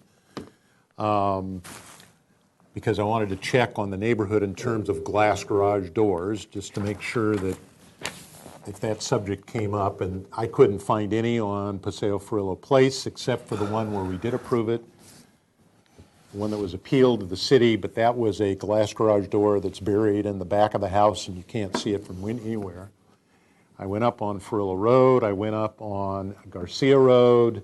There are no glass garage doors anywhere. There's 2, 3 that have glass at the top of the top panel. Just to be clear, though, you do not like garage doors at all, right? So I changed that. Okay, and Just to quote, Yeah. last time you said Yeah. you would not allow a glass door. That's on it. my- That's your personal opinion, that you do not like them at all, anywhere in the city. Exactly. Okay. That's not true. Well, that's not true. No, we approved one this today. afternoon. Okay? Just thought. That's Okay. nothing. But as a That's what general, you said. a general view. That's what you said, because it Yeah, took me okay. aghast tonight. Okay. Right, and As a changed. Well, there's that's an not issue what the with board it. I tried to stands. change things. It's Okay. an issue, because there's reflectivity. We had another board member on this board who was adamant because she says she'd walk at night and you could see all the piles of junk in the garage reflecting from and she said they're really very So unattractive. what we're doing, just to let you know, because you weren't here earlier in the meeting, is we've appointed a subcommittee to deal with all this shiny stuff. Okay. Metal standing seam roofs, glass railings, glass garage doors, et cetera. They're going to come report back to us to tell us whether or not we should seek a policy change at a city level. Right now, it's based on this board's, our opinion. So but that was one of the reasons I went up there this afternoon. So you can see this house quite clearly, and right now it's painted yellow, and it's got those big tall windows, and you can see it from Paseo Ferrillo Road, or not up from Ferrillo Road. So I am concerned about the dark color. I understand that this is a very contemporary approach to doing a house, and it's perfectly acceptable. What's troubling is the darker color, and I'm just trying in my own mind, trying to think what that thing looks like with relationship to all the other homes as you drive up Ferrillo Road, and then you turn. We have a project that's under construction right now, this board approved a year or so ago, a couple years ago maybe now, which is more traditional, has a traditional shaped roof, et cetera. Then you turn the corner, and then you come up onto Paseo Ferrillo, and you look at that neighborhood, or look at that street. So in my mind, that's somewhat of a dilemma in terms of the color. I understand where they're coming from. So I'm kind of racking my brain right now as to whether is that good or is that bad or whatever. You know what? So I'm not comfortable just yet. I don't know what I want to hear from everybody else. I just want to chime in on that too, Chair Sweeney, because I think that dark gray, I mean, it's almost black, and you're going to have this black and white. And I think a gray is nice. I mean, I think that would be really pretty, but I think that black and white is going to be a really stark contrast between your stucco and your siding that maybe could be calmed down a little, muted and one of the things where I think this board made a mistake, and I probably was part of the party that made a mistake, there's a home just as you turn the corner. Once you get up Ferrillo Road, you make that first left, and then the road turns left and goes up. Before it hits Ferrillo Place, there's a little house that we approved that was restuccoed, new windows, garage door, a few other minor things, but it's black. And when it was brought to us, it was portrayed, on these color boards as kind of a dark gray. Well, it really turned out it's black. And in my view, that was a mistake. And we're probably as guilty as anybody else because I think we unanimously approved it. So that makes me really hesitant to repeat it again. So I'm not sure, in the context of this street, in that neighborhood, is this the right thing to do for color? We have another home that we went through a lengthy review process. I mean, we had all kinds of neighbors out here for several meetings. Further up Ferrillo Road, there was a very contemporary concrete wood side or concrete finished retaining walls, very contemporary. It has dark elements on it. It sits higher up. It's nestled in. We got the scale of the thing brought down. I think ultimately we got the neighborhood. In fact, they wrote a letter to the news press, said, we're happy that the board listened to us and we got a project that we can all live with. That's kind of we have this stuff going on up in that little part of the Riviera that one has to be, I think, careful that we don't radically start changing the neighborhood because we're supposed to be dealing with neighborhood compatibility. And everything we do, every little thing we take is important. So I just want to hear what other people, I haven't made up my mind, but I think maybe I kind of like what you did in terms of adding the deck, and I agreed with Clay that it kind of breaks up that weird Dr. Frankenstein look of the house. I think that really, the deck helps. But yeah, maybe we could just come back with a different, softer tone with the colors so they don't scream out so much. If this was a house in the 5 acres on the middle of somewhere, it would be cool, but in this funny little neighborhood, maybe the color should be calmed down a little bit. So maybe that's... Neighborhood compatibility, it doesn't fit. It doesn't fit because it's too stark. Yeah. And it doesn't fit the rest of the houses. The dark or the white? Well, just the fact that they're contrasting. I like The difference between the two. Yeah, the difference. it's the contrast. Their contrast. It's not that the colors, it's just they're too much on both ends, so you want to bring them closer. And like Brian told, I think this board really appreciates what you've done to the design of the house. You've cut it in half, you've made it not look so tall, you put the decks in there, and you've changed the windows. Nobody likes to see these, what are they called? Nano I walls. see a lot of bronze. Yeah, but dark bronze up in the area. Yeah, but just in little Well, dot- but here's another one. There is another house at the opposite end of Paseo Ferrillo. Right. Okay, that was done in this shiny, if you look at it, I was there this morning, as I said, and it's shiny. That's not what they're proposing here, because this is a different kind of finish. It's a hardy plank, so that's not the issue. And it's a dark color. And it's sitting right next to another little beige house, but it's at the end of the block, and then it's all got green all the way around it. So that's why I'm struggling here, because this house is encased in green hedges. So from the street side, the only thing that's really prominent is the garage door and the garage element. But on the downside, you can see it from the road, you can see it from the city. So the question becomes, if we go to that side of the palette, is that okay that it's nestled inside all those hedges as a color? And maybe the solution is I guess a couple of you were pointing out, maybe the contrast between these two colors is too great. So if you go with that color for the siding, I could imagine it sitting in between the trees. That might be okay, but then it shouldn't be this stark white as the contrast. Maybe it's a cut down from that color, that this goes to a more brown color, and maybe it's a cooler brown rather than a redder brown, because then you're going to have a visual color. Part of our problem of dealing with colors are those lights. We're not looking at this in daylight, and we're looking at reproductions that are on a just because of the nature of the wear. True. So I think what we're struggling with is it's not that we don't like these colors. It's maybe because of the way they've been combined might be the issue. Is that what I'm reading from you guys? Well, yeah, I guess we're looking at that elevation there.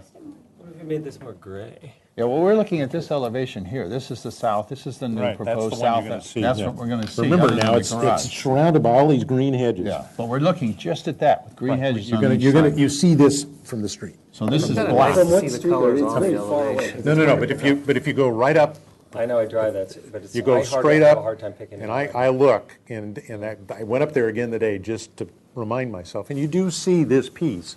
So right now it's yellow and white, and it kind of fades out a little bit. So if you go to that color, that might be okay, but maybe that color just needs to be down from this, or if this wants to be your base color, then maybe it's a grayer and less dark color. Yeah. That's the dilemma I'm having. Maybe it's closer to this photograph. That color instead of that color. That color. Yeah. Yeah, I mean, don't look at the sheen, just look at the color. That's a grayer color, maybe those two work out. I would gray brown. Boy, the Battleship direction, go more gray brown. Okay, well, It's too stark. There's too much difference in the two Here's colors. the dilemma, guys. These folks They wanna get it They want to approved. get on with their project. So if we are in agreement, I've already shared how I'm going to vote just because of where I came from, but there's 4 other votes here. They need to get on. If we're down to an issue about the color, it's just the color discussion. Here's what I am thinking, is that you certainly could go ahead and make a motion and give this project design approval. That would allow them to go to the next step. You could send this for final to consent. And I'm thinking because they're lacking a few things, they didn't supply us with the finer sample and a color of the roof material. That needs to be on the drawings. preferably, I think, and I'll look to Robert to tell me otherwise, we should have some indication of how this landscape plan is going to be irrigated. And I think there was one other little detail that I didn't pick up. No parapets in there, railings in their deck. I think those were the two things. Those are fairly minor.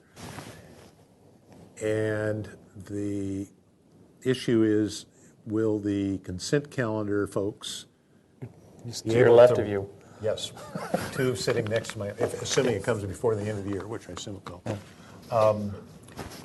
Will you guys be able to sort out the color issue? God, I hope so. So if we can do that, we can circumvent it, having to wait another 2 weeks or whatever, and having this whole discussion in front of the whole board. We can let consent handle it and finish it up. I have another question. Yes. I did not hear you earlier saying you would vote against it if, Well, and you brought up the deck. Right. Didn't we give them? You've already said it's okay. They're all good. But I don't think, I think it's inappropriate for me to change my vote, given where I was last time. So it's okay, because it's, we don't have to be unanimous, okay? I just want to bring up one other thing with the landscape, if I Yes. could. Is that the city has a standard, I'm pretty sure that 20% of the site, you cannot max out past 20% of the site being something other than low water use plants. And so, I look at this and I just see that being more than 20% of what's going on. So Somebody just needs to do I think the you math. got to reduce how much lawn you're indicating is going to happen here and make a note as to how you're planning to irrigate it. So. I did have one other technical question. Do you guys have to have, when you went through the modification for the hedge height business at 30 feet, did you have to have a fire department look at any of this stuff?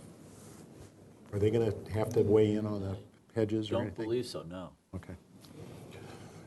It's just a question. I don't want it to get you all the way down the line and then you find out you've got to go talk to somebody else. Okay. All right. Then the chair would look for a motion.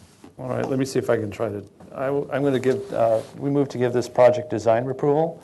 The board would like you to return to consent with a... For final, with a revised color palette and a little more detailing in terms of the irrigation plan and clarification of the lawn area that'll be required.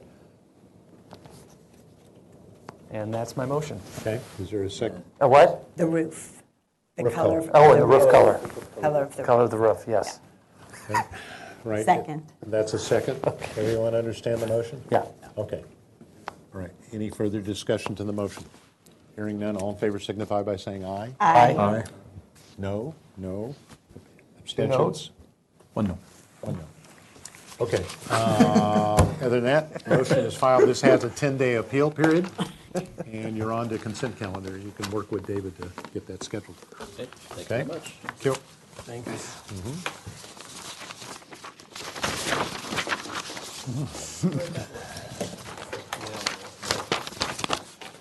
All right, let's see. This goes to David.